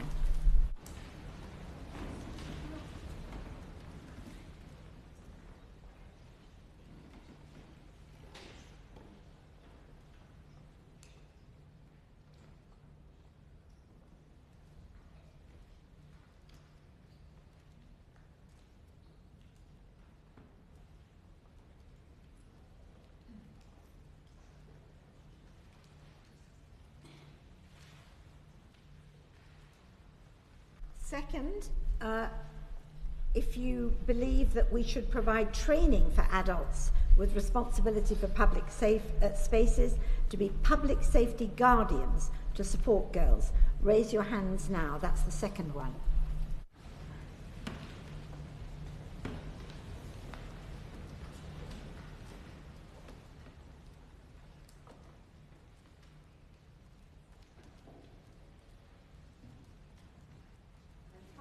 Will you raise your hands if you believe it should be mandatory for all secondary schools to teach students what street harassment is and why it must be eliminated? Put your hands up now for that one.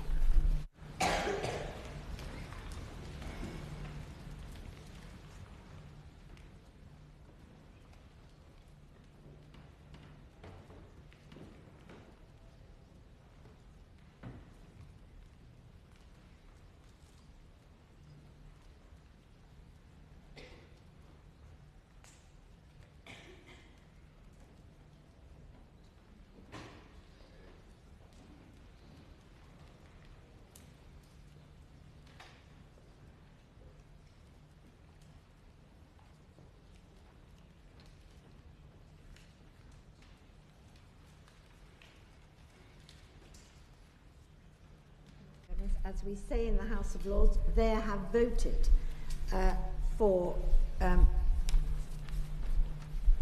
the second proposal, which was providing training for adults with responsibility to be public safety guardians. That garnered 14 votes. The proposal, which was about mandatory should be mandatory for teaching students what sexual harassment is, garnered 72 votes, and the first proposal, which was providing training for adults with that police should take sexual harassment in public places seriously and recognising that harassment is a crime, that was the clear winner with 89 votes.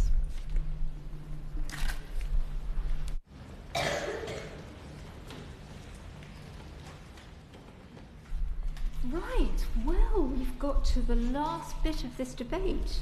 It seems to have gone very quickly.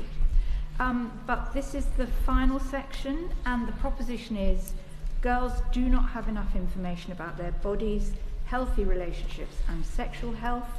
And to begin this debate, I would like to call upon Hiba, representing Plan International Ghana. Hello.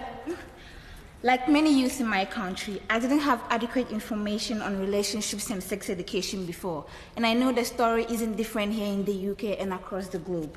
As a result of this, the youth are misinformed, and girls in particular are misled and sexually exploited.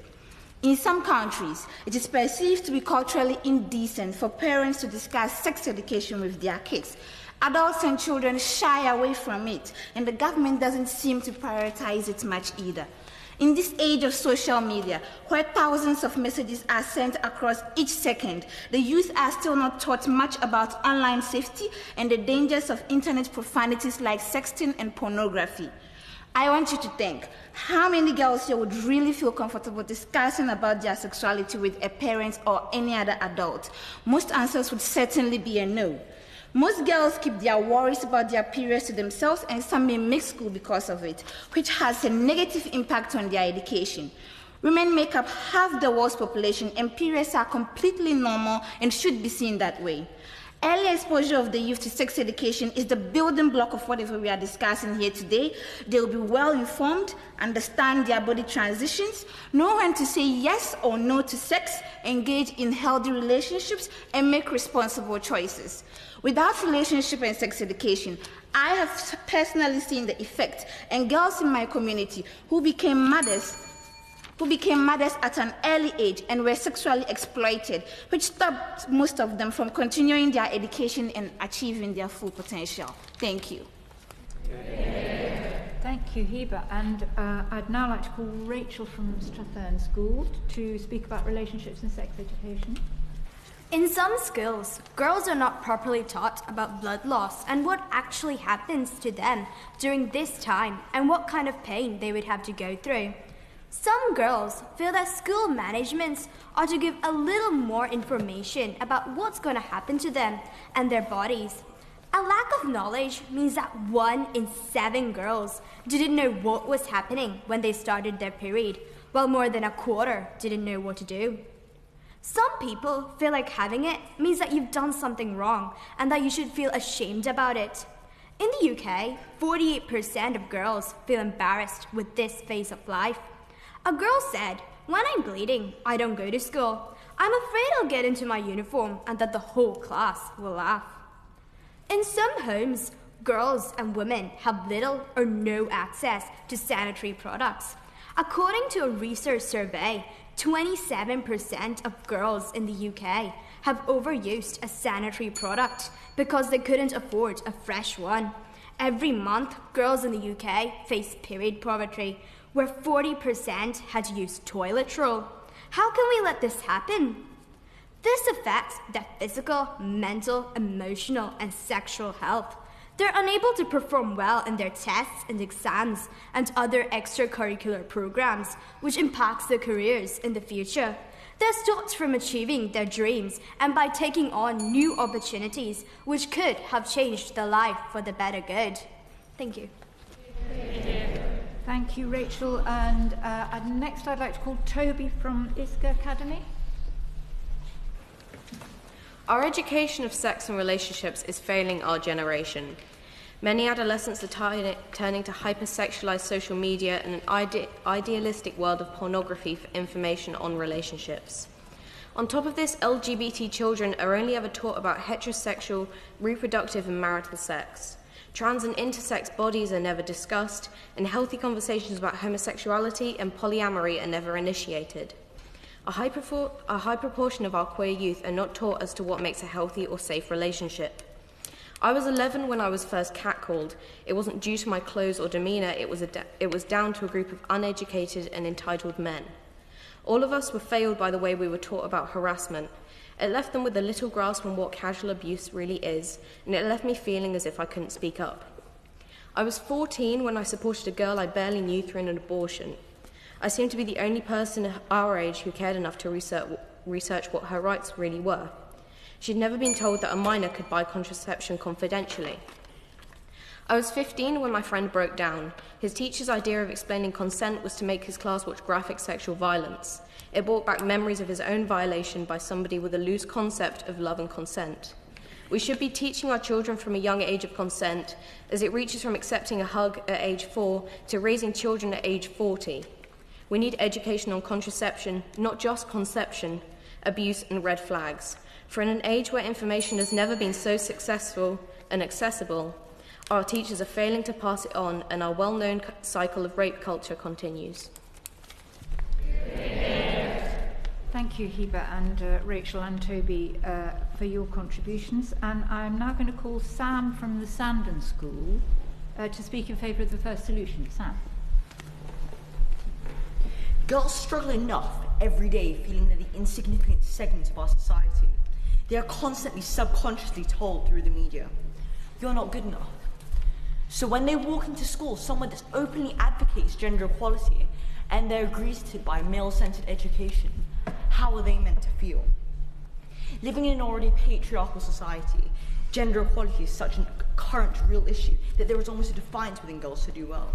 And yes, it is true. Coming out of school, girls are coming out of school with better grades. However, the problem I'm trying to address is not the academic barrier created for girls by parts of our education system. It's the mental barrier. The problem is that most guidance for relationships and sex education are created by men. If we can involve girls and women when writing this advice, girls in education will feel like they're getting the sincere, just education they deserve. Unless action is taken, this will continue to be a barrier for girls. Thank you. Thank you, Sam. And that was in favour of the first solution, which is to listen to and actively involve girls when writing guidance for sex and relationship education. So we're now going to move on to the second possible solution, and I'm going to ask Molly from Saxmundham Free School to speak in favour of it, and it is that we should ensure confidential, adolescent-friendly health clinics that are open at evenings and weekends. To give myself an idea of where my female friends stood on their knowledge of the topic, I ran a short survey in my class to see how many types of birth control they knew and what they did. Most girls knew about the pill and condoms, but that's only 2 options out of about 15. In schools, it is only compulsory for students to be taught the biological aspects of relationships and sex education. However, this does not teach girls and young women about the red flags to look out for and how to keep themselves safe from a relationship that could potentially cause them harm. Girls should be educated from a young age on what unhealthy behaviours in a relationship look like so that they know it's wrong and can be avoided. Girls and young women have a right to live their lives knowing how to be safe.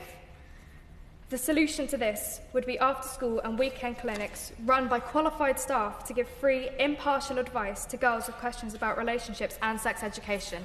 Thank you. Thank you, Molly. And I'd now like to invite Caitlin from the Royal High School to speak in favour of the third solution to this barrier.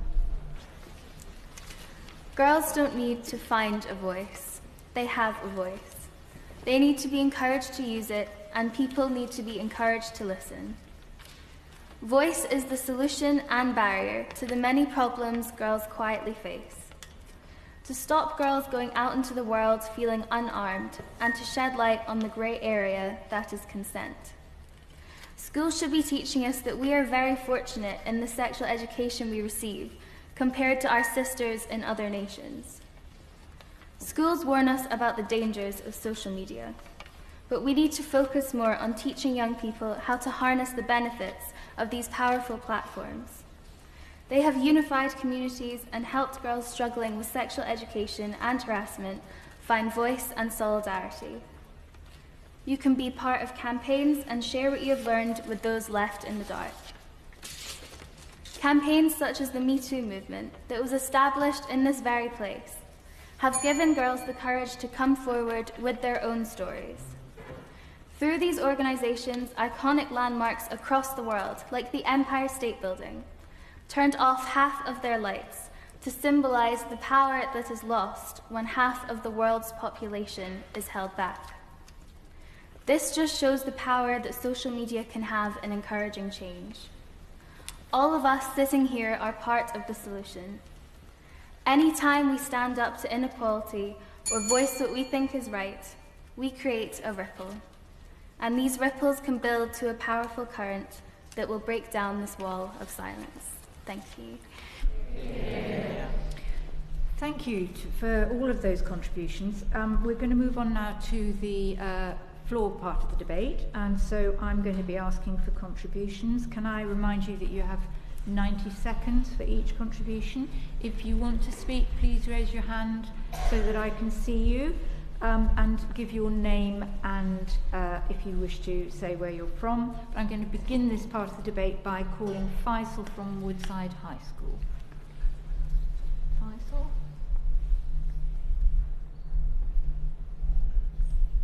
No, I can see hands up, but I can't see Faisal. Is that person going to identify themselves? No, right, well, we'll take a contribution then. Start over here. Hello, I'm Hannah Lilly from Thornbine High School.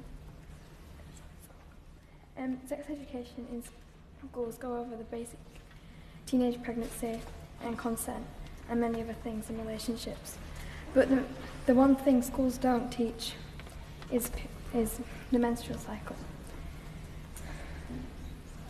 And that affects relationships and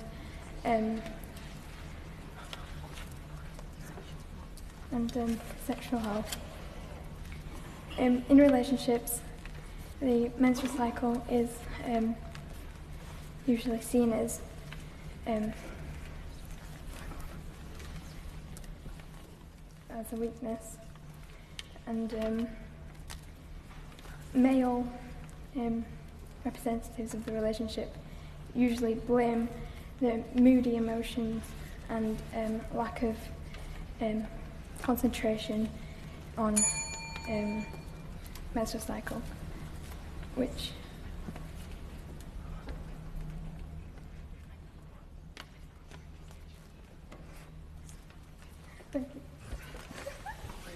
Okay. I think it's worth remembering there are many different ways of getting your point across, but you all manage it. Thank you for that. Now, can I have another view from the floor? I think you had your hand up first, yeah. So, I'm Harriet from the Royal High School. Girls and women are not being adequately educated about our bodies. For example, the condition endometriosis. For those who do not know, this is where cells from the womb lining spread to other parts of the body, causing pain and heavy periods. As many as 1 in 10 women in the UK suffer from this condition, yet to many it is unknown. The only reason I know anything about it is because my mum has it. Many symptoms, such as back pain and severe cramps, are common with and mistaken for other conditions. When my mum began having symptoms, she had no idea she had endometriosis. On average, it takes over 7 years to be diagnosed. Women seem to be expected to suffer in silence and get on with life. The cause of endometriosis is still unknown, and treatments involve invasive surgery or hormones with other potentially serious side effects. We need more research into conditions that affect only women and better education about our bodies and how they work. Thank you. Thank you. Can I now call on Mercedes from Liverpool College? Young women aren't educated on sexual education properly. We can learn more on the internet or on social media platforms than in schools. If the government doesn't enforce a better, more humane way of teaching sexual education that actually gets into the brains of young women, we will see an increased percentage of not only sexually transmitted diseases, but also bacterial vaginosis, which is a disease that develops in women with poor hygiene. A disease like this can lessen the quality of life and hold back a woman in many aspects. In schools throughout the UK, a lesson called PSHE is taught, but only with inadequate content. This time could be better spent teaching essential issues like hygiene, for one. Now, I understand that the school board can't teach us everything, but they can teach us more than they do. Now, this raises the question, why?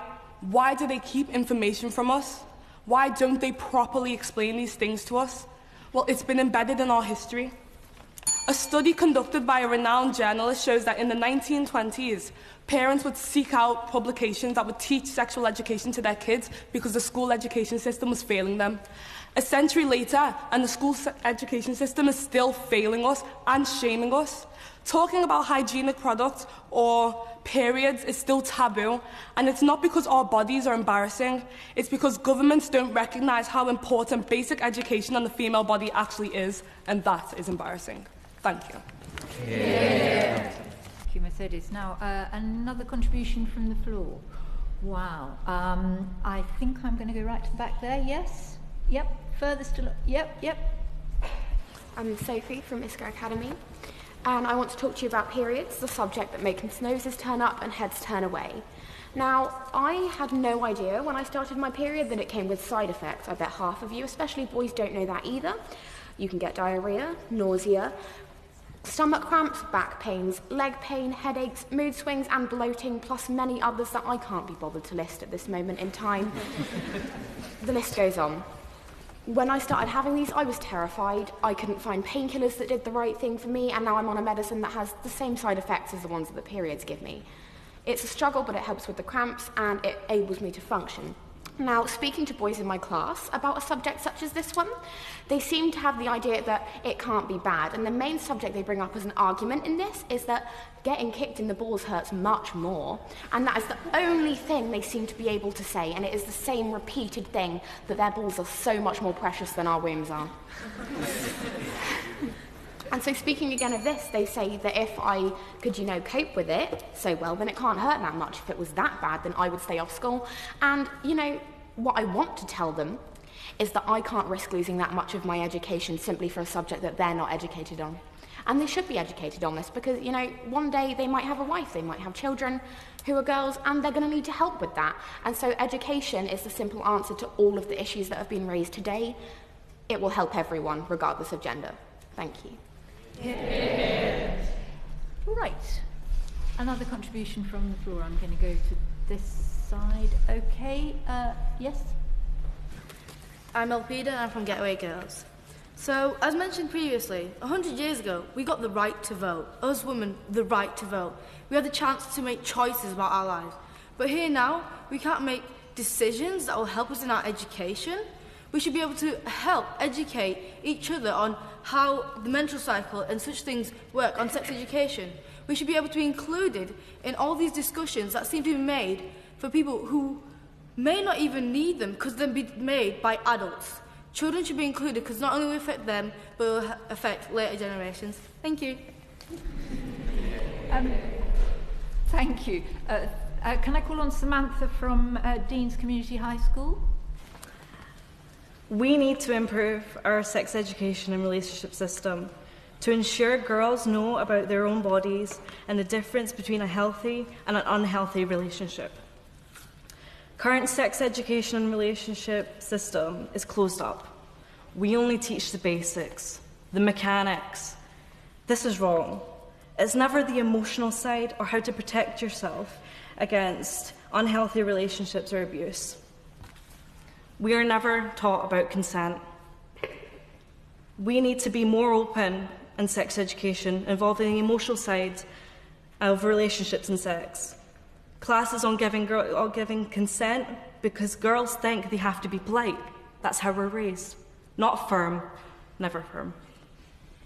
Teachers also need to be taught how to have conversations about relationships, and they need to be taught more about sex education. We need to create a more open sex education to ensure our girls know their own bodies and how to protect themselves, because our sex education system is failing us. Thank you. Thank you. Well, there was a hand that went up nice and quickly. Okay. Jan from Liverpool College. So currently, more people are receiving information about sex education online and from the internet than from a designated educational institute. And the little information that we do receive is not presented in the best manner. So I remember in Year 6 when we received a talk about puberty, and boys and girls were separated in the talk. Now, how are we meant to create helpful laws and destroy the stigma of issues such as period poverty when the majority of people creating these laws don't even know how long a period lasts for? I believe it's imperative that we begin to openly talk about sexual education in order to reduce the stigma. So what if a girl has to change her pad? We all know periods happen, so why must we shy away from any information surrounding them? My fellow debaters have also brought up the issue of period poverty, whereby it's more expensive to buy a tampon in order to stop an inevitable period than to buy a condom in order to prevent conception in an optional consensual exercise. It is ridiculous and needs to change. People shouldn't shudder away when I say the word sex, or when I say the word penis, or when I say the word vagina. Instead, people should shudder away when I talk about the catastrophic consequences received from using an inadequate product to help an inevitable biological action. It's expensive, it's unhygienic, it's wrong. Thank you. Thank you. Right. I'm going to go to this side. Yes, I think I saw you first. Yeah. The lady from Saxmundham Free School. I want to start by saying that you'd expect, what parents would expect their children to learn about their own health from their schools, and most of the time that's not the case. We're learning more about our sexual health and relationships and everything from online, which isn't helpful. I've probably only had about 2 sexual health lessons in my lifetime, and I have learnt about unhealthy relationships in my own time, and that's not good enough. And I want to say that we've been failed, and it needs to be fixed soon, because we can't keep living like this without knowing about our own bodies. Thank you. Right. Okay. Yes. My name is Clara, and I represent Strathern School. When reading over the 4 topics for today's debate, many of my friends and I were absolutely astonished to realise that sex education had not been offered us in primary school. A time when, in fact, it is most vital. A time when we are not being given any information on this education, which is extremely important for women to understand. Therefore, my proposal is to enforce sex education at a younger age. This will allow women to become aware of their bodies and health in the hope of enhancing their confidence, therefore allowing them to achieve their potential now and in the future. Thank you. Thank you very much. Now, I'm going to take one final contribution from the floor, and what I'd like to know is if there any group who have not yet had a speaker represented from them. Is there any group? Otherwise, I'm just going to take the next one I see. Okay, good. Well, I'm going to go here then. I think that another issue is how people, what people think of the education that we are given and offered in school. So a lot of people, when it comes to teenage pregnancies and when they hear about them, think that it's automatically the woman's fault and not that there's 2 people that have caused that, if you know what I mean, and that it's partly the male's fault as well. And a lot of the time, the women in these situations are called hateful names and stuff like that. But the men come off like not badly, and I think so. The way that people think about education should also be changed, not just the way we educate people. Thank you very much. Thank you for all your contributions. I'm really sorry that we can't fit more of them in, because I can see there are many, many more people who would like to have spoken than we've been able to accommodate. But I'm very pleased that you were all so enthusiastic, and thank you. And I'd now like to call on the person I would normally refer to as my noble friend, Lady Massey of Darwin, to summarise this debate. Thank you, Madam Speaker. Thank you, Ibo, Rachel and Toby, for your introduction to this particular section. We've had many passionate and eloquent and challenging speeches today. I didn't think Thomas the Tank Engine would come into it. I remember Thomas very well. I should declare an interest here because I used to teach personal, social and health education, including sex education, so I'll try not to go on for hours and hours about this, although I could, just as we all could.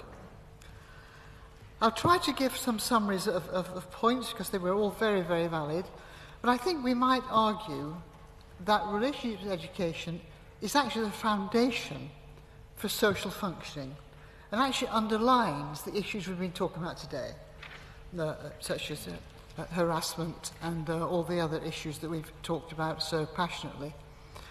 So we've heard about the fact that this is what young people actually want to know about relationships and sex education, possibly more than maths or geography or anything else. And I think that they need to know about that because they recognise that this is about not just their protection, but also their empowerment. They need to know these things.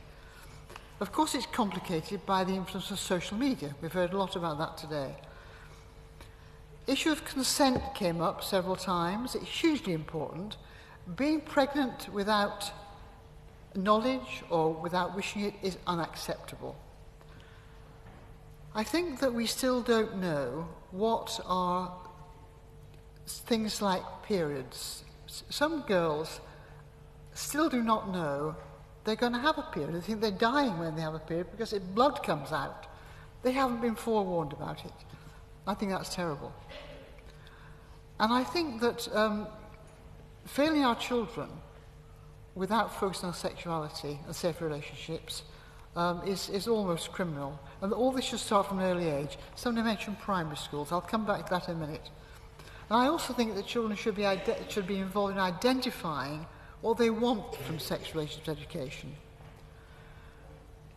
Where do they get it from? Well, when I was in Sweden recently looking at health for adolescents, they have health clinics, hubs, where kids can go, young people can go to look at and be informed about sex relationships and other health issues. And recognising the importance of social media. Now, I think also that we've been very timid about promoting sex education. Some of us in this chamber have fought for this for many years. One argument is that it will corrupt children, especially if they're young ones. Well, does education about road safety encourage them to go out and run into traffic? No, not at all. It's children's right to have this, and mentioned in many international conventions on the rights of the child. My final point would be, we have to involve boys in this. Boys are actually important in this, in understanding and sympathising and helping to educate their partners, the later partners, in sexual relationships education. Thank you. Thank you very much, Lady Massey. And now we are getting to the final bit of voting, and I'm going to try and get it right this time. So, as a reminder, the three solutions that we're looking at, we're going to vote on, are firstly, that we should listen to and actively involve girls when writing guidance for sex and relationship education. The second solution is that we should ensure confidential, adolescent-friendly health clinics are open at evenings and weekends. And the third solution is that schools should teach young people how to harness the benefits of social media as well as how to recognise its harmful effects. So choose one solution that you want to vote for. Put your hands up when that solution is called. The doorkeepers will count the votes. So I think you know the routine now. So the first solution then, if you raise your hand if you believe that girls should be listened to and actively involved in writing guidance for sex and relationship education. Hands up for that one.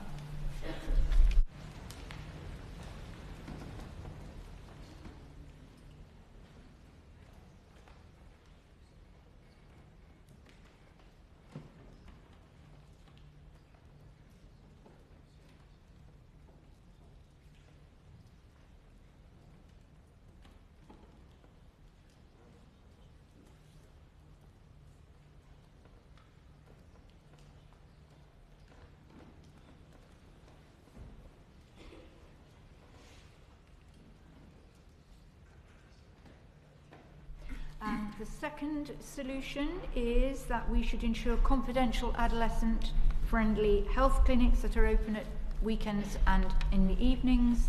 If you've got that as your favourite, put your hand up now.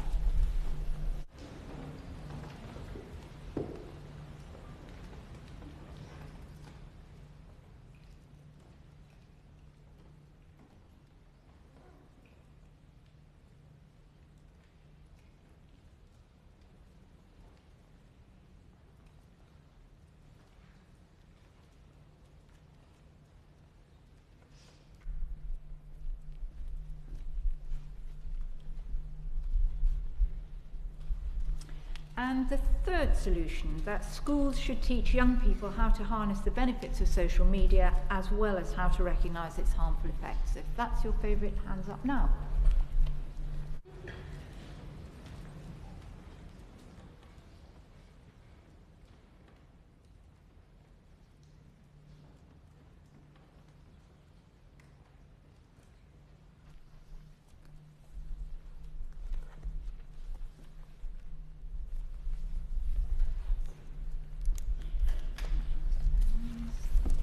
Okay, in reverse order, solution 3 that we've just voted on about social media got a total of 6 votes.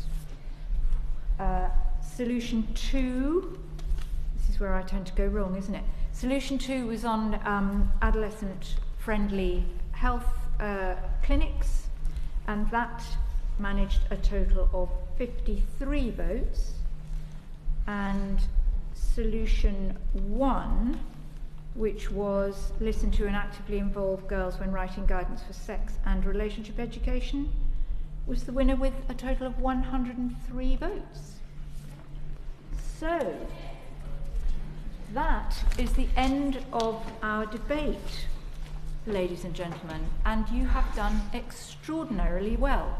And before we bring everything to a close, I'm just going to ask if any of my colleagues who are left in the chamber, all of whom have in various ways spoken, and at this point I'm going to include Lady Pitt-Keithley, who has only been conducting the formalities up to now, but if any of you want to say anything further, I think we'd all be really pleased to hear from you. May I say, I have been truly inspired this afternoon. I have to say it was quite a task to guide you through it, but you all were absolutely terrific. But I really have been inspired. And one of the things that I'm always very worried about is that because of the emphasis on the negatives of people being in public life now, perhaps especially in political life, I'm always frightened that there won't be enough people coming through, enough young people coming through, who've got an interest in politics and in public life. That fear has been very much assuaged for me this afternoon. I can see many, many of you as politicians in the future, and I congratulate you on that and welcome it tremendously. Can I just say, I think it's been marvellous as an education, and it would be really handy to have parents and teachers listening to you debating about things that are so personable and so private in such a chamber as this, and I commend you. And actually I've been looking at my colleague, Baroness Linda Finder, because she's a medical person, and a lot of the ideas you've said is getting me fuming as a woman, but a woman in politics as well. So thank you very much, because we don't really know what's going on outside, but it has been really commendable. And the people who had a stutter or didn't want to, got shy, well done, because even saying one word is commendable in this place, and I think you should take that and give yourself a pat on the shoulder. So I think everybody should say here to everybody before we all finish. The comments, just to say it's been tremendous. I think there's a very high quality of input and debate from all of you, so thank you all for that. And can I just end by saying, for goodness sake, we've got a woman Doctor Who, so what else, can we not achieve now? Who was, of course, here with us earlier today.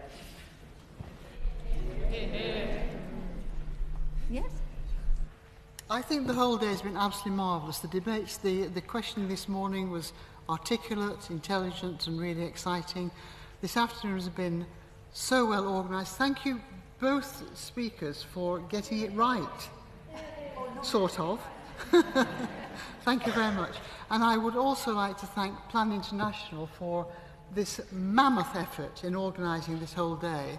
I think it's been quite complicated, but, you've all been in the right place at the right time, as far as I can see, and apart from myself who wasn't early this morning.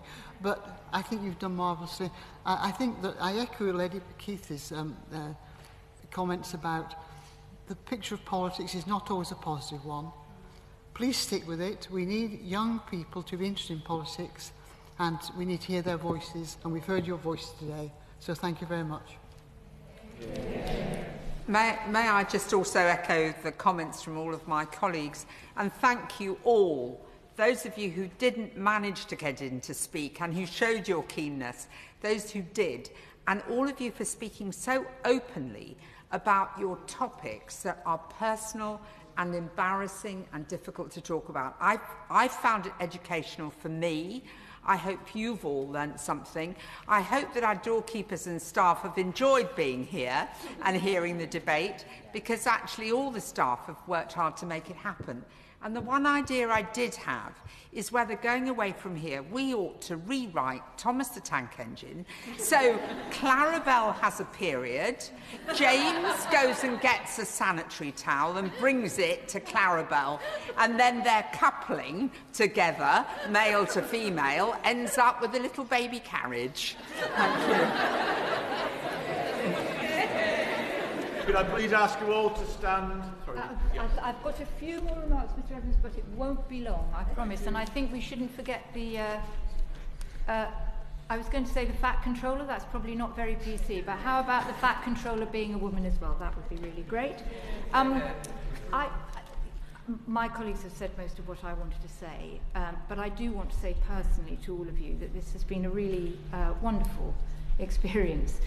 It's been funny and inspiring and really heartening. And one of the things that I feel always when I get to meet groups of young people, not usually as large a group as this one, but every time I do, I come away thinking, well, however rotten the world may seem and however rubbish I may feel about what's going on around me, it's going to be all right, because these people have got vision and focus and energy and commitment.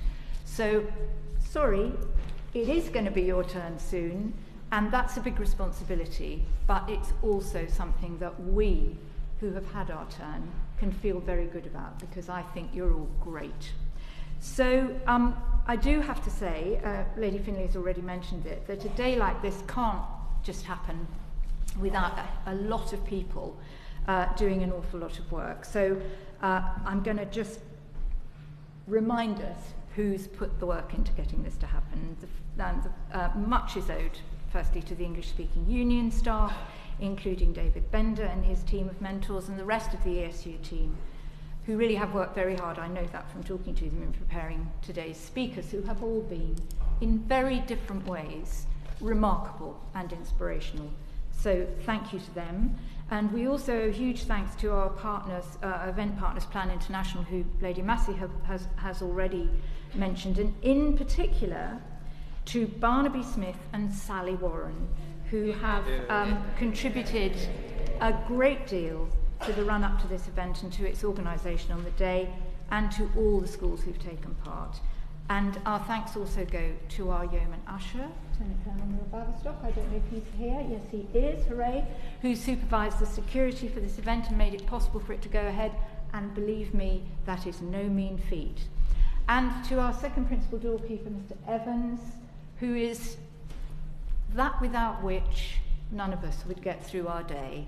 Mr. Evans and his team of doorkeepers are absolutely brilliant, and we thank them very much indeed for coming on what would otherwise be a free day, a free Friday, to ensure that it ran as beautifully as it did. And also to John Weiss and his team from Hansard for joining us today, who are going to produce a transcript of this debate, which will be absolutely brilliant, and I'm sure will be something you will all treasure when you see it. Thank you also to our colleagues Ellen Large and Andrew Hickley and all the members of the House of Lords staff who've worked so hard to make the day a success. But of course, the biggest thanks go to all of you, because, as we have already said, all of us, you are what's made this day happen, and you are what's made this day a success. I'd have to say, in echoing what Lady Finlay said, that it's really extraordinary to hear how candid you've been able to be. It's very scary. Lady Pitt-Keithley mentioned this before you ever got into this chamber. It is very scary being here, and it affects different people differently, but every single one of you managed to say what you came to say, and say it clearly and authoritatively, and the collective voice that you represent has really made a big impact, I think, on everybody who's been here. So, thank you.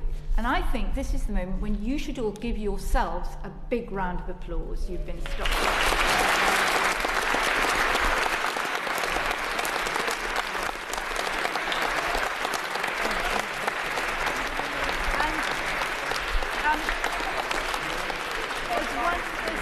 the person, ladies and gentlemen, who has been sitting patiently at the table throughout the entire debate, pinging the bell and probably frightening you, but nonetheless, it is entirely due to her that we are finishing on time. Christine Salmon Percival, our clerk. Thank you very much.